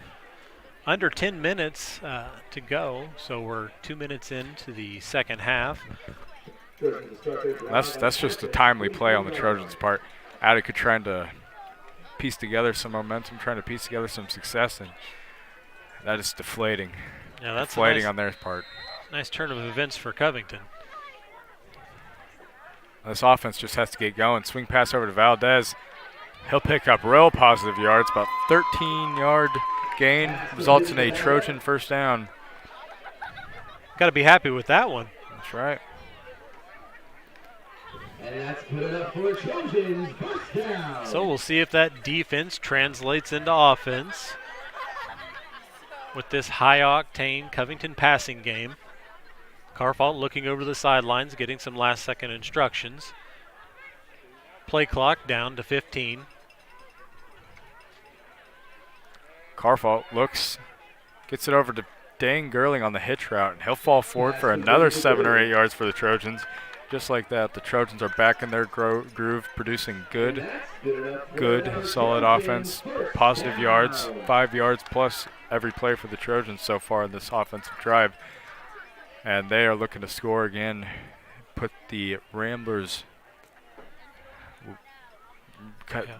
back on their heels, trying to put them away right here, honestly. If they can get a score here, that'd be huge. A huge. Still on his feet. And Carfault scrambling. And Carfault managed to make nothing out of nothing. And although that was a feat in itself, he was backed up about 25 yards away from the pylon. The first down marker, my mistake. Yeah, he was going the wrong way there, Trace. Oh, my gosh. And he managed to get back to the line of scrimmage. Yeah, which is a miracle in itself. Slipped a few tackles and, as Trace said, able to make nothing out of nothing. Yeah, I've never seen it before. Luke Hansen takes the handoff. Good hard run. Gets about 4 to 5 yards. So in the high school game, which is run-dominated, you're usually surprised by a passing play occasionally. Tonight, kind of a surprise when the Trojans run the ball. That's right. They weren't ready for Luke Hansen on that one. Yeah. Brings up 3rd and 5 for the Trojans. Ball sitting about the 17-yard line. Yep. Carfault takes the snap. Keller goes in motion. Carfault gets it over to Gerling. That results in about another 4-yard gain. Might get the Trojans within a yard or two of the first down. Yeah, we're going to have to check the spot. Oh, they're going to give it to him. The spot is good enough for a Trojan first down. I'll take it. Puts them first, not first and goal quite yet. A few yards within it. Yeah, so probably, the 12-yard line or so. Another quick out for the Covington Trojans. That might just be a touchdown. That's pretty close if it's not, and it's in. That'll increase this Trojan lead by 30 as it is 36-6. 7:57 left in the third quarter. Trojan lead. So there's that 30-point lead you were looking for, Trace.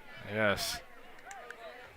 And this is the last chance for the Ramblers if they're going to put together any sort of hope for comeback, and I can't see it happening at this point. Hands it off to Elmore. A lot of game left to play. Converts the 2-point conversion to go up 32. Just under 8 minutes to go in this third. The score now, Trojans 38, Ramblers 6. So let's get that score updated right here, 38-6. We've got just under 8 minutes, as Trace said. So clock ticking away at the Attica effort if they're going to be mounting a comeback. Well, the band must be on a break because the cheerleader's leading the school song. What a mighty fine job as well.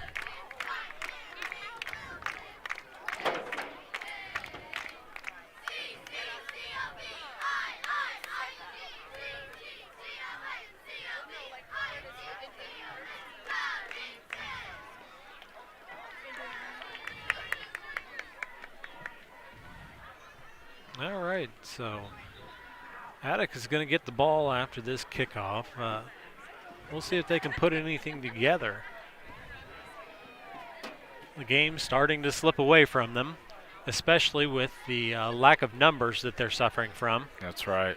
Huge factor in the scoreboard here. I believe Covington outmans Attica's roster by almost 20.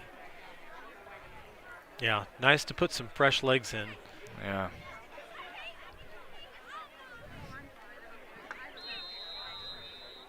And Trojans ready to kick it off. Brooks nicely kicks it off to Britt of the Ramblers. Britt tries to take the left sideline. He is knocked out of bounds at about the 32, 33 yard line. And that is where the Ramblers will start their offensive drive. Britt kind of doing everything for the Attica offense at this point and special teams. That's right. Trying to put the team on his shoulder and carry him. Been one of their strongest players for as long as I can remember. Really great athlete. Yeah, it's fun to watch.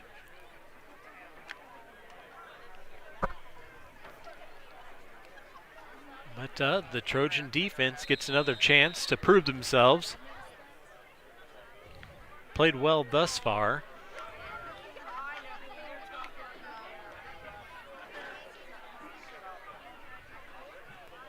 Britt goes in motion, hands it off to Bradley Britt, the brother, and he looks like pretty close to a first down. Picked up a first down, if not within a yard or so. And yes, he did pick up a first down. Good start for the Ramblers. Hoping to get into double digits on this drive.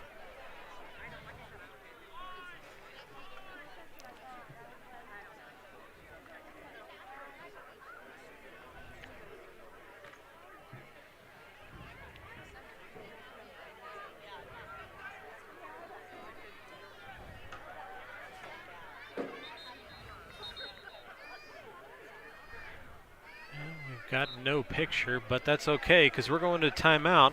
We'll run an ad and be back here in 1 minute.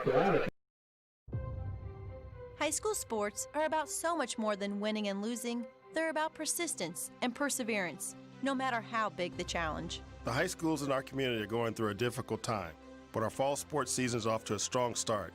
And with your patience, flexibility, and unwavering support, we think we'll have a surprisingly good year. Most important of all, we've got to follow virus protocols and get a flu shot. So let's stay after it. Let's not give up. I'm Carrie Schludecker. And I'm Robert Falcons. We're both assistant commissioners of the Indiana High School Athletic Association. Our high school coaches and student athletes, thank you for your support.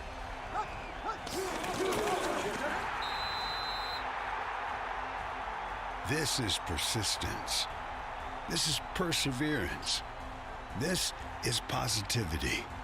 This is what high school sports in Indiana are all about. This is your IHSAA.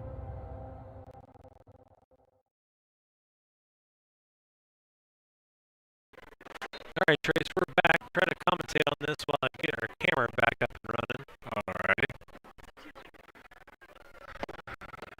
All right, we're good to go. Ram picture. Yeah, Ramblers will start their offensive drive here. This is their second down of their offensive drive. Britt rolls out, gets it over to, attempts to get it over to Galloway, I believe, of the Ramblers, and that is incomplete. Brings up second and 10. I think Covington back had another chance at a pick right there, too, it looked like.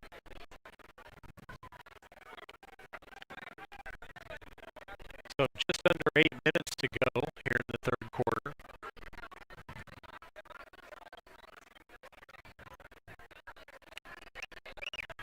Second and 10.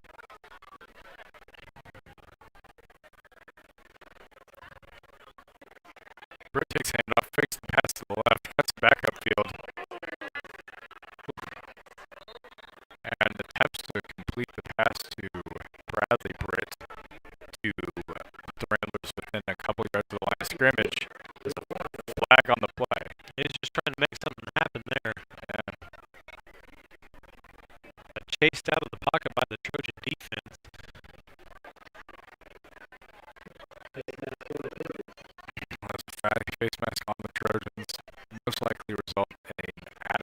first down.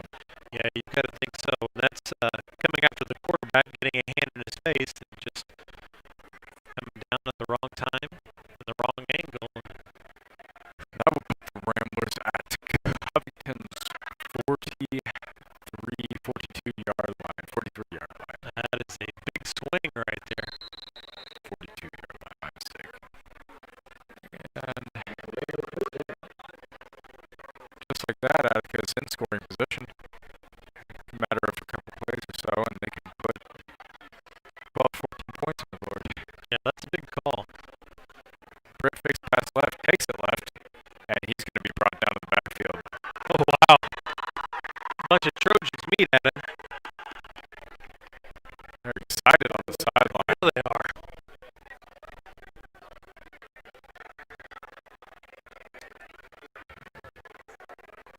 This Trojan defense fired up after that last play. Lost about 3 to 4 yards for the Ramblers. Brings up second and 15. 5 yards for the Ramblers. Brings up second and 15. Ball on the Trojans' 47-yard line. Yeah, 38-6 with 7 minutes left in the third quarter here. Attica going to come back up to the line. A lot of whistles. Sounds like a timeout. So we'll stay here. What are you seeing so far in the second half, Trace, as opposed to the first half? Trojans came in slow. They came in, I don't know, it's a bit sluggish after their first half success and their first drive. That's what they showed in their first drive. But after that huge interception by Martin, they got their momentum back, got their energy back, put together a solid scoring drive, and Chris lead up to 32, and that's just about where we're at now. And this Attica team's just struggling to put anything together on the offensive side. Trojans overall playing really well still, holding the defensive ground and playing no solid football. Well, as Attica takes the field again, second and 15. Real solid play here. They must have solid play here if they want to be able to convert this set of downs. And they'll run a sweep play to Zach Black. That results in a 6-7 yards maybe.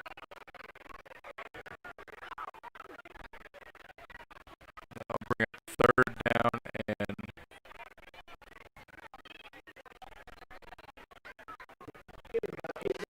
third and 7 for the Ramblers. So a good game, but they were backed up so far. But they still got a little ways to go until they get to that first down marker. That's right. If they can possibly pull off exactly what they did before, that'd give them the first down. Britt heaves it down the sideline. That's incomplete to number 1. So that's Zeb Schunkwiler. He's been the intended target a couple times. That brings up 4th and 7 for the Ramblers. I'd have to imagine they'll be going for it unless they punt it. It does seem like the punting that could be a trick play here. They don't have much to lose at this point. They will punt. Sky high punt and a nice generous bounce off that punt as it is done so. Majority of this game, the ball will be marked down by the Trojans' 10-yard line.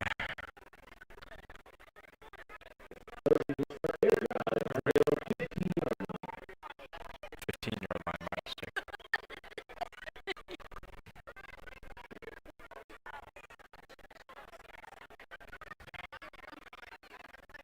All right, so we'll be right back in just a sec.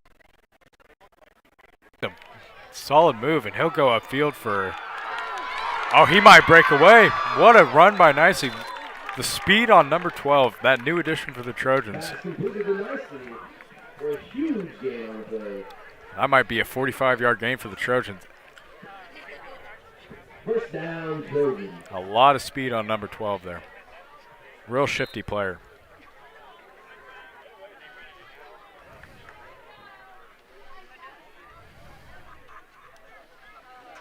So a nice addition for Covington. filling in some of the pieces that might have been missing for this Covington lineup.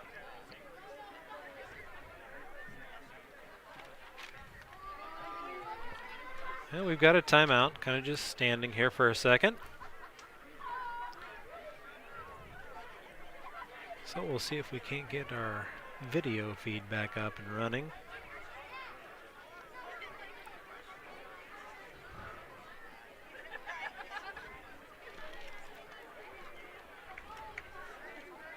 Apologize for the technical difficulties. But as of right now, you're just missing a timeout.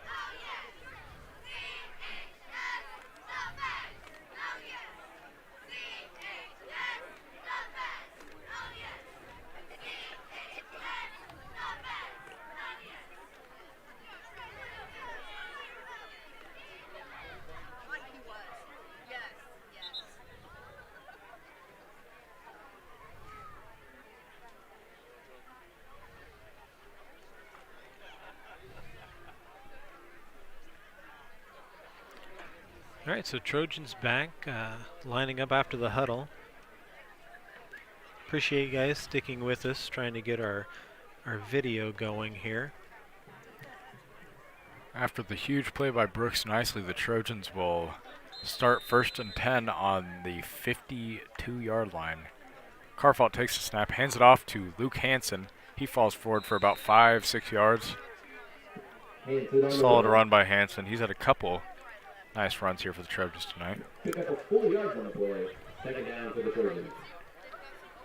All right, so we've got our video feedback, so that's good news. Another run to Hansen. This time, he is swallowed for about a yard or two. Hansen on the run again. All right, so 6 minutes left in the third quarter. That brings up 3rd and 4 for the Trojans. 1 yard on the play. 3rd down.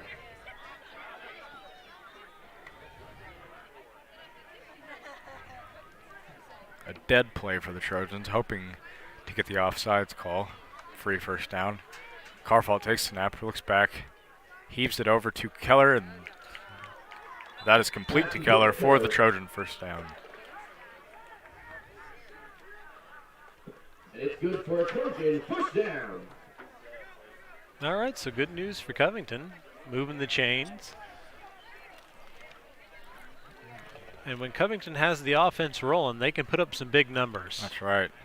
And Carfault heaves it downfield to Gerling, and he fails to make the play. Pass incomplete. A bit overthrown. Yeah, he was by himself down there, too. That's right. Trojans within 34 yards of another touchdown.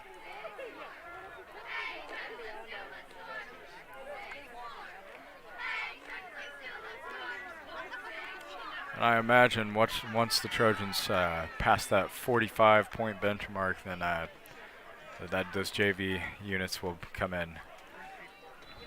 Pass complete to number 4, Wyatt Martin, about a 2, 3 yard, 4 yard gain. Which doesn't really improve things for the Ramblers. We've already seen Conlon more than capable of a passer. That's right. Throwing for that long 4th down earlier. Very knowledgeable, the Trojan playbook. And another pass to Wyatt Martin. Dropped, though. Incomplete, intended for Martin. That brings up 4th and 6 for the Trojans. Ball on the Ramblers' 29-yard line.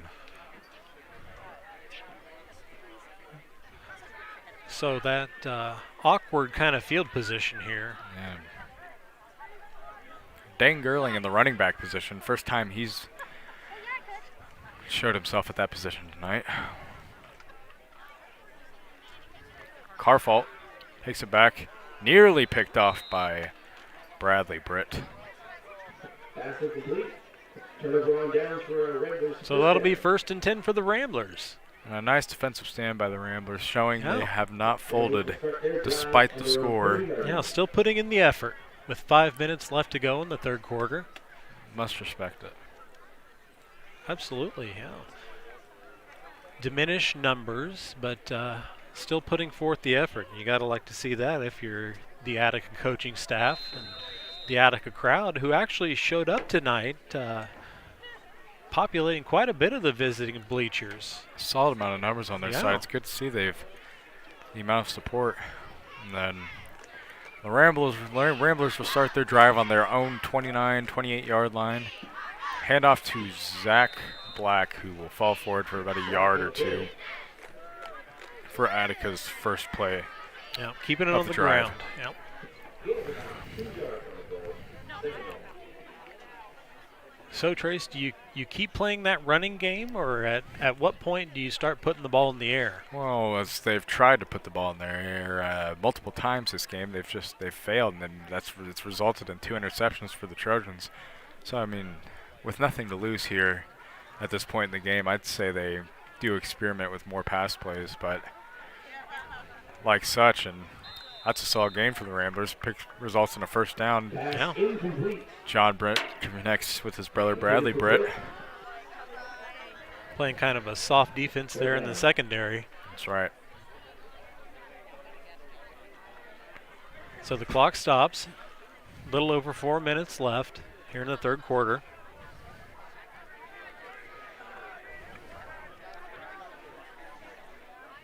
And Attica still with the ball. 3rd and 9 here. And Zach Black will take the handoff, and he will pick up the Attica first down. It's about the 12, 14-yard gain. Nice run by Black as he secures the sideline, makes his way down the hash. That results in Attica first down. Ball's been moved to the Attica's own 48 line, or 44-yard line. Still have yet to pass midfield.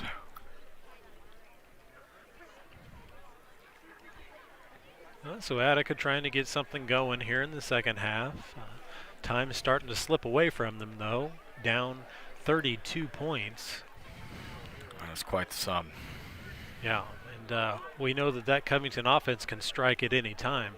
So QB keep by Britt, and he's going to get about a yard or less on that play. Swallowed by a number of Trojans on that play. Yeah, they'll mark forward progress at about a yard. So 2nd and 9 is what we'll call it.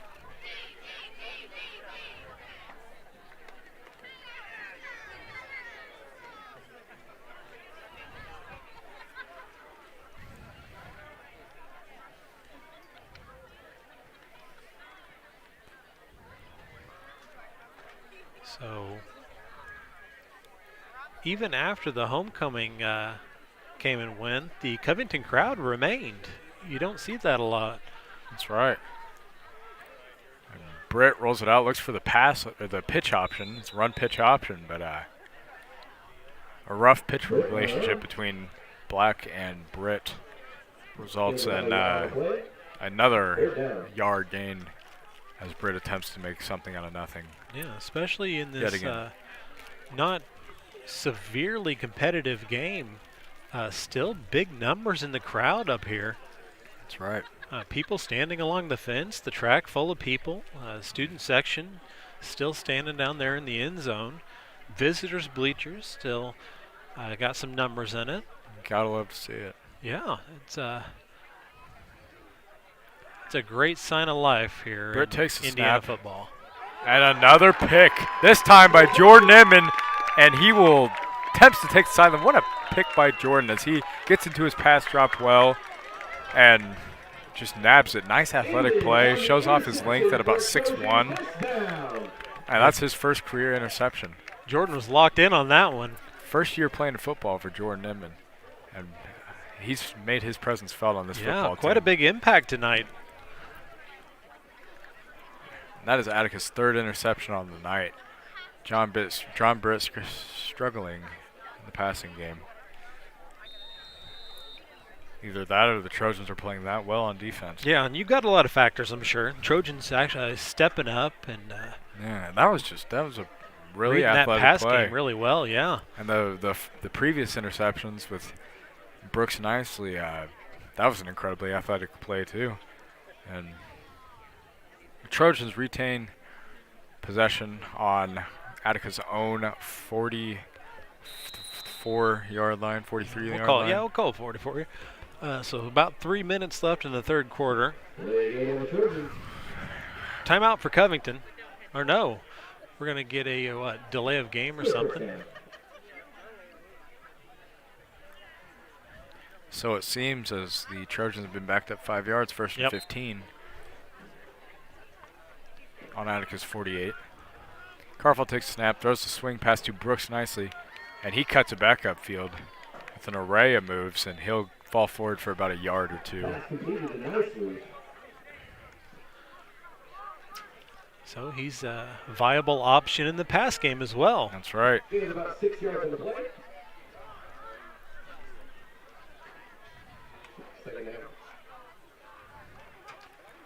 Carfall looks deep, goes deep to Keller, and he has the Keller for the option. Ooh. And a moment of concentration is all Keller needed there to reel in that ball. Yeah, Took his eyes off it for a quick second, resulted in an incomplete pass, drop ball.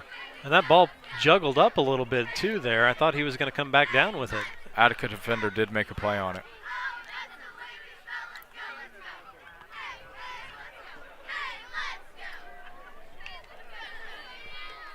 So we are under 3 minutes now. Oh, flag on the play. So looks like Trojans will be moving back yet again. Ineligible receiver downfield. That's the second ineligible player penalty on the Trojans tonight. yeah, we've got to clean that up, especially if we're going to be throwing this passing game all over the place. It's uncommon to say the least. Number So 10, man in motion. Valdez goes in motion, and Neil Elmore catches the swing route, and he absolutely flattens an Attica defender. Oh, you're Falls not kidding. forward for the Trojan first down. What a way to finish the run by Neil Elmore.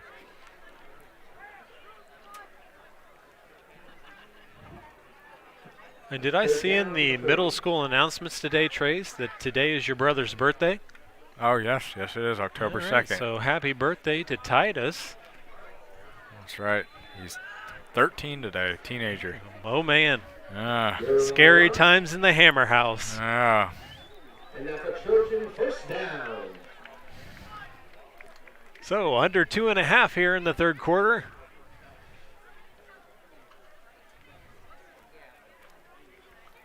And Covington still pressing. Dan Gurley at running back. He'll take the handoff, put it up the middle, get about a yard or two possibly. Gurley on the run.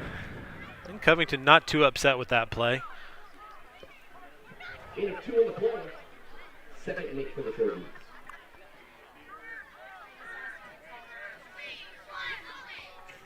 So 2nd and 8.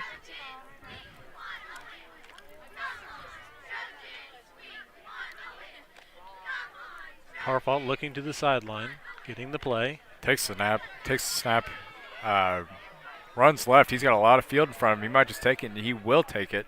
He'll run out of bounds, but before taking the first down. He will get the Trojan first down. Ball now on the Attica at the 19-yard line, 20-yard line. Once he took that ball and started running, he was looking for that first down.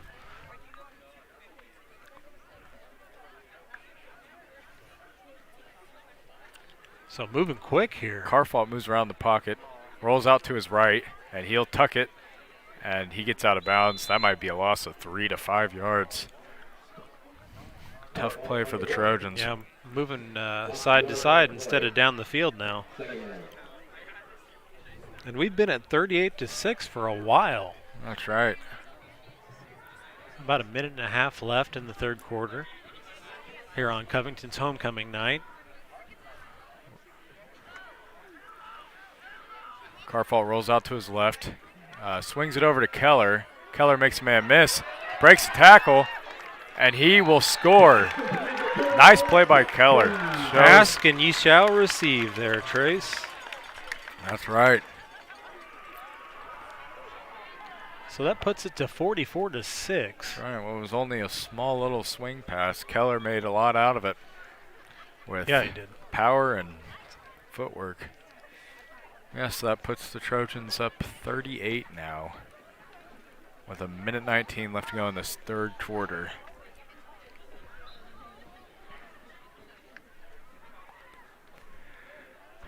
It's still a big crowd. Not a lot of people filing out, Valdez even though goes the in big motion. Covington lead. And 2-point conversion complete to Evan Valdez. We have a flag on the play. Well, that's impressive because that ball looked like it was shot out of a gun. That's right.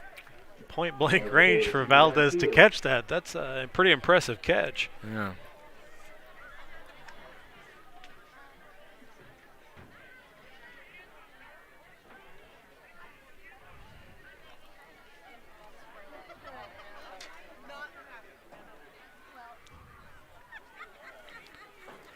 Well, penalty's going to be on Covington.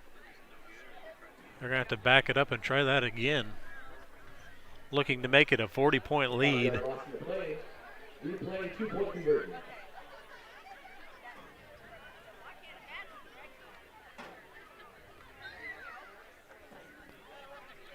Well, officials wind the clock. Carfault takes the snap, looks to his left, looks to his right, floats it over to Gerling, and what a catch by Gerling. Wow, that was nice, right over the middle. Well-placed ball. Well, nice catch. Good play by the Trojans to go up 40 with a minute left to go in this third quarter.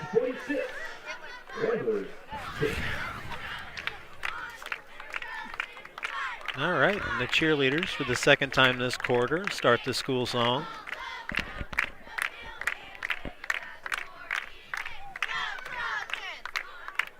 If you feel the need to sing along, Trace, you're more than welcome.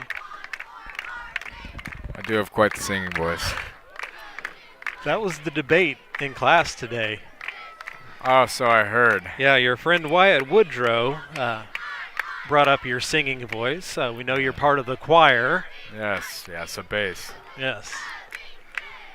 So he was not necessarily calling you out, but he was wondering if bass voices can actually sing, or if people are just impressed because they're bass voices. Well, I mean, that's a matter for interpretation, I suppose. But I mean, I'm not sure I can demonstrate the acoustics out here. We'll put you to the test one of these days. Yeah. We might have to wait for basketball season when we're inside. Exactly. I mean, this just. Yeah, more of an amphitheater feeling. Yeah. I'm not going to be able to amplify my voice like I would need to. Right. Back to the game here. Trojans will kick it off to the Ramblers yet again. Nicely with the big kick to John Britt. He will return it for the Ramblers. Wants to get to the right sideline. It looks like he will. He'll cut it back upfield. Ooh. Puts the ball over his shoulder. Risky ball control by Britt. Wow, nice return, though. He brings it up past the 50. It's really nice field position for the Ramblers to start their next offensive drive. So we'll see how far they can get in the next 51 seconds. That's how much we've got left in this third quarter. That's right. Attica trying to make something happen. Running out of time, in effect. And as we go to the fourth quarter with a 40-point Trojan lead, I'd imagine some people are going to start filing out of the Trojan complex now. For how slow this third quarter is, I'm surprised people have stuck around. Yeah, the time has kind of stopped here in the third quarter, it seems. Nice run play from Attica. Black takes the handoff, and there's a counter run play by Attica, and the aftermath of that play resulted in what seems to be a personal foul on Alex Black of the Trojans. A bit of a tie-up between Black and an Attica offensive line player, as Alex seemed to throw him to the ground forcefully. Yeah. And that will result in a personal foul. Stripes are talking about it there at center field. Personal foul on the Trojan. And Trace is exactly right. Those personal fouls are costly penalties. Who knows how far they'll move it down the field. And it's looking to be around the Trojan 25-yard line. They're walking kind of briskly in a... Oh, wow. Yeah. That is a very costly penalty. Yeah. And Attica knocking on the door now. Immediately puts the Ramblers in scoring position. Oh my. So just a mental lapse. And Attica's trying to cut into this 40-point lead. Looks like they'll run down the clock, run down the quarter. That's exactly what they'll do. 5, 4, 3, 2, 1, and that is the end of the third. Covington Trojans 46, Ramblers 6. Ramblers have the ball in the red zone, attempting to get to double digits tonight. All right, we're going to hear our last ad for the evening, and we'll be back in about a minute. Do you remember the high school cheer? 2, 4, 6, 8, who do we appreciate? I do, and the high school teams in our community appreciate all of you. They need to hear your voice, loud and proud, more than ever before. They need your enthusiasm. They need your attendance at their games and meets. And they need for you to follow virus protocols, get a flu shot, so that they can have a great year. Your positive, supportive voice is appreciated more than you know. I'm Chris Kaufman. And I'm Sandra Walter. We're both assistant commissioners at the IHSAA. Thank you again for your enthusiastic support of high school sports.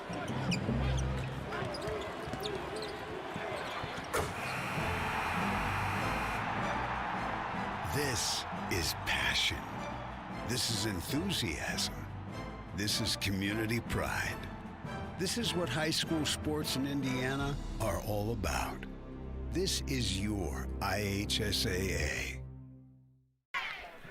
So after a third quarter that took an eternity, it seemed like, we're ready to get this fourth quarter going quickly. Did seem very drug out. Attica wants to score. They want to punch one in right here as quick as possible. Understandably so, with widespread wideout formation as Black goes in motion, hands it off to Black. He wants to take the sideline. He will. He'll get about 5-6 yards on that play for the Ramblers. A couple decent runs in a row for Attica.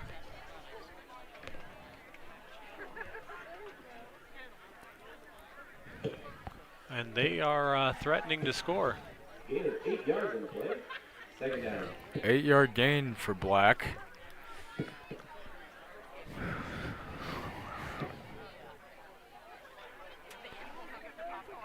Second and 2 for the Ramblers.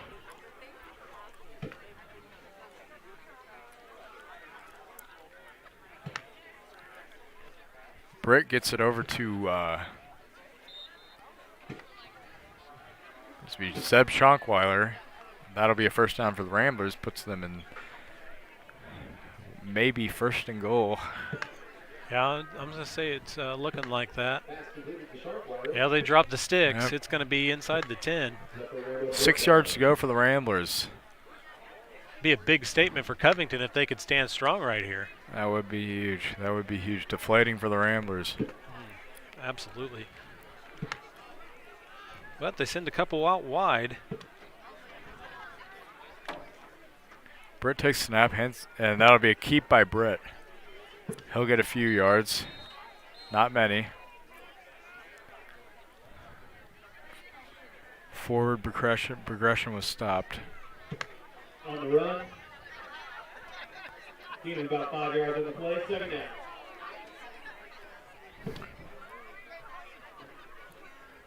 Second and 6 for the Ramblers. Second and 1. They are on the goal line.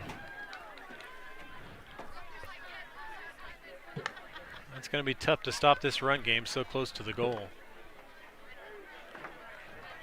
But Covington able to do it. They do. At least one time. Big defensive stand by the Trojans. Yeah, that's nice to see. Showing a little pride in the defense there. Brings up third down for the Ramblers.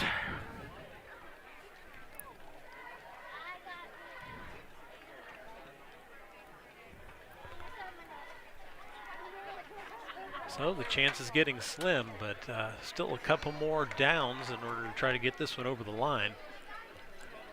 Hands it off to Bradley Britt, and it looks like he gets it in for the Rambler touchdown. Making the score Covington 46, Attica 12.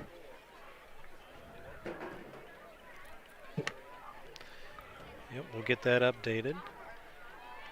34-point lead for the Trojans. You got to imagine Attica's going to go for 2 here. Without a doubt. Doesn't really make sense to do anything else at this point. That's right. Britt rolls out to his right. Looks for an option and popped by Brooks nicely. Oh my.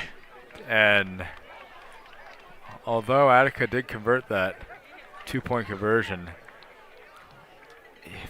the intended receiver was absolutely blown up. Yeah, that was a hard hit. That was violent.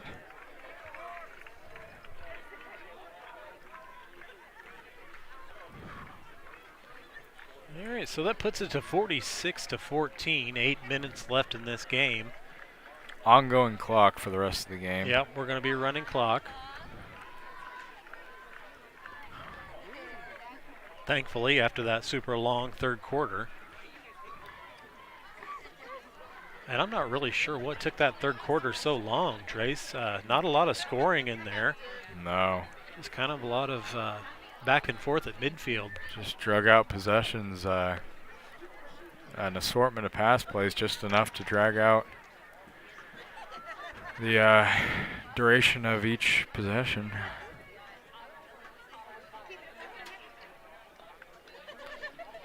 All right, so Covington sends the team clad in black with white numbers back out to the field, moving right to left. They're going to take the kickoff. Attica in the white jerseys coming back to the field, numbered in red with red helmets.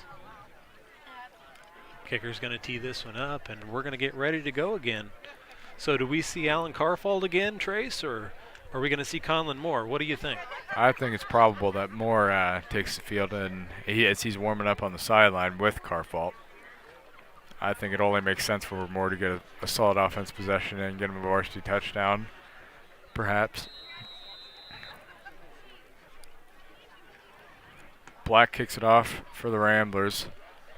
Rolls all the way to the 20 as Hohenstein fields it, nearly loses his feet. Gets tackled around the 28-yard line, the Trojans' own 28-yard line. All right, so we're going to get to see this Trojan offense again. March back out to the field. And we'll see if number 2's out there to QB them, or if we're going to see number 5. Carfault does remain on the sideline, and we will see Conlon Moore at the quarterback position. 6 minutes remaining in the fourth quarter. All right, so Conlon Moore, a 5'10", 150 sophomore. The varsity safety on defense. Yeah. And trick play extraordinaire. That's right. Especially this evening. That's right. When the Trojans were backed up fourth and forever, it seemed. Completes made that big completion. Yeah, absolutely. Completes that 30-yard reception. Keeps the Trojans' drive alive. Throws the swing route over to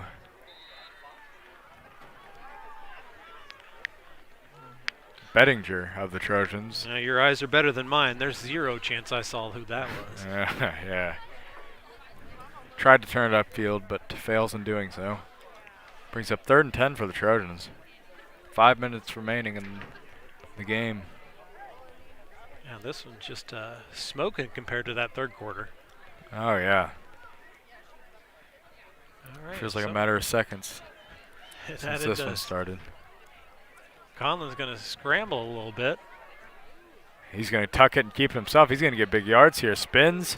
Brings it up to the 38-yard line for the Trojans. Nice keep for Conlon Moore. So Conlon Moore, a pretty decent athlete in his own rights. One of the speedier players for the Trojans. 4th and 1.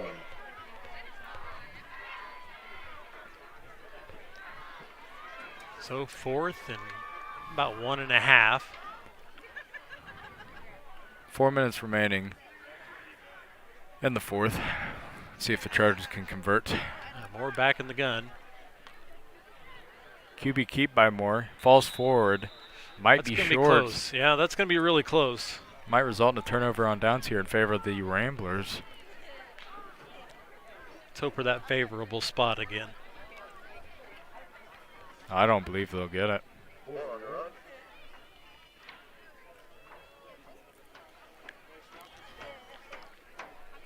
So the clock stopped at 3:52. Junior class attendant Katie Woodrow comes into the bleachers to visit us. And just as we were talking about how quickly this quarter was moving, they're going to stop the clock and call for a measurement. We've jinxed them, Trace. We've jinxed them. Oh, there's absolutely no way. Oh, they're going to pull the line taut. That's a Oh, first they down. got it. Oh, my goodness. That is a Trojan first down. So Conlon, with that extra effort there at the end, gets the first down for Covington. They get a fresh set of downs. Came down to mere inches. It really did. That was just the nose of the ball made it past the line. So Trojans 1st and 10.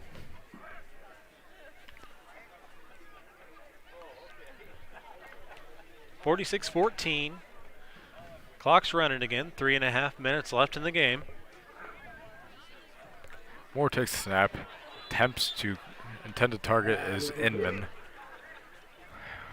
We're going to have to give Jordan a hard time on that one. That looked like it was on the money. Well, to me, it looked like Conlon Moore mistook Jordan's hands for his feet. Well, we can give Jordan a hard time whenever we want. That's fair. That's fair. So if you haven't had the chance, you can go back and listen to last year's basketball games and hear Jordan and Trace on the microphones. Pass incomplete. Continues to round ends. Third down. Another 3rd and long situation for the Trojans. Another incomplete pass for the Trojan offense. And the only positive yards Conlon Moore's been able to produce here is on his scrambles.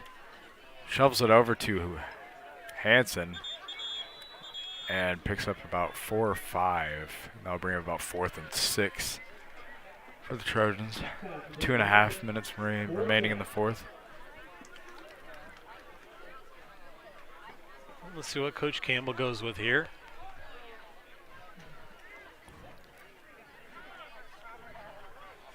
Imagine we're going to see the kicking team. Does look like a punt formation. Yep. Attica sending one deep. Moore rolls out. That line drive punt. Going to be returned by Britt. He takes the sideline. That's about a 25, 30-yard return by Britt. Yeah, you see that return. Attica will start their offensive drive around the 52-yard line, the Trojans' 52-yard line. About a minute 42 left You for almost the have Ramblers. to think it wouldn't have been that much worse there, Trace, to actually just go for it. Honestly. So now the Ramblers have a chance here to cut the lead within 25 or 26. With a minute and a half to work with.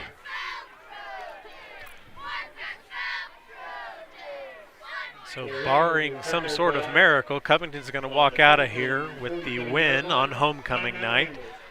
Hallee Wooster, our 2020 homecoming queen. The juniors, the float champions. The overall float champions. A spooky halftime show from the band. And just a good homecoming experience overall. Agreed. Trace, did you participate in any of the dress-up days this week? I believe I did. I just don't remember exactly how I participated. Well, we'll ask Katie, sitting right next to you. Junior class attendance, Katie Woodrow, did you participate in any dress-up days this week for homecoming?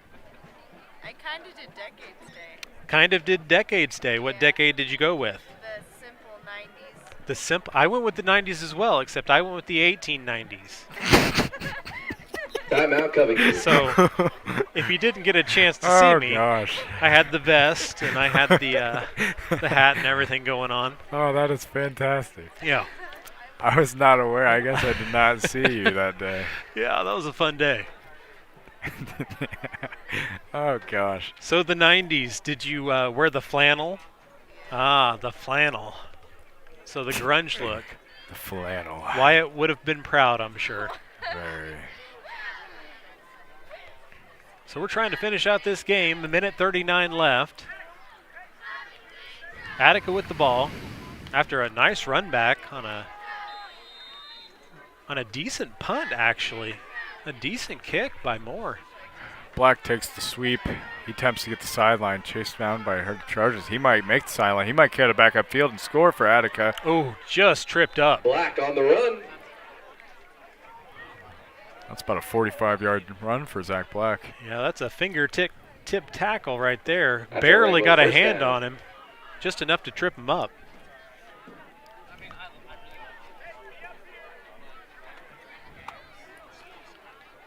So a minute 10 left, clock still running. Sounds like the voice of Caleb Elmore in the background.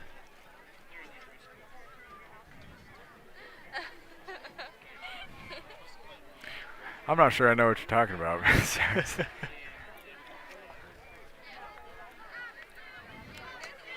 Britt attempts to score. Missed tackle by the Trojans. Britt falls forward for about 5 yards, inching closer to the end zone. Only 30 seconds left for the Ramblers to reach that 20-point threshold.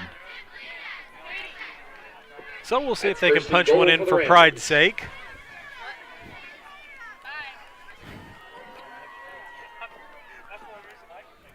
41 Galloway goes in motion. He'll surge forward, and that will be an Attica touchdown, making the score Galloway on the Covington run for a Trojans Ramblers 46, touchdown. Attica Ramblers 20, with 7 seconds left in the game. I believe that'll do it for tonight.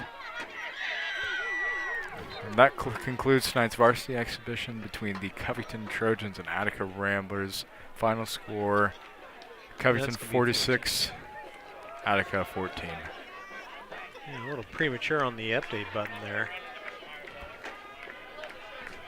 Convincing win for the Trojans tonight. Trojans 46. Well executed on both Ramblers sides of the 20. ball. Attica's a solid team, just lacks numbers.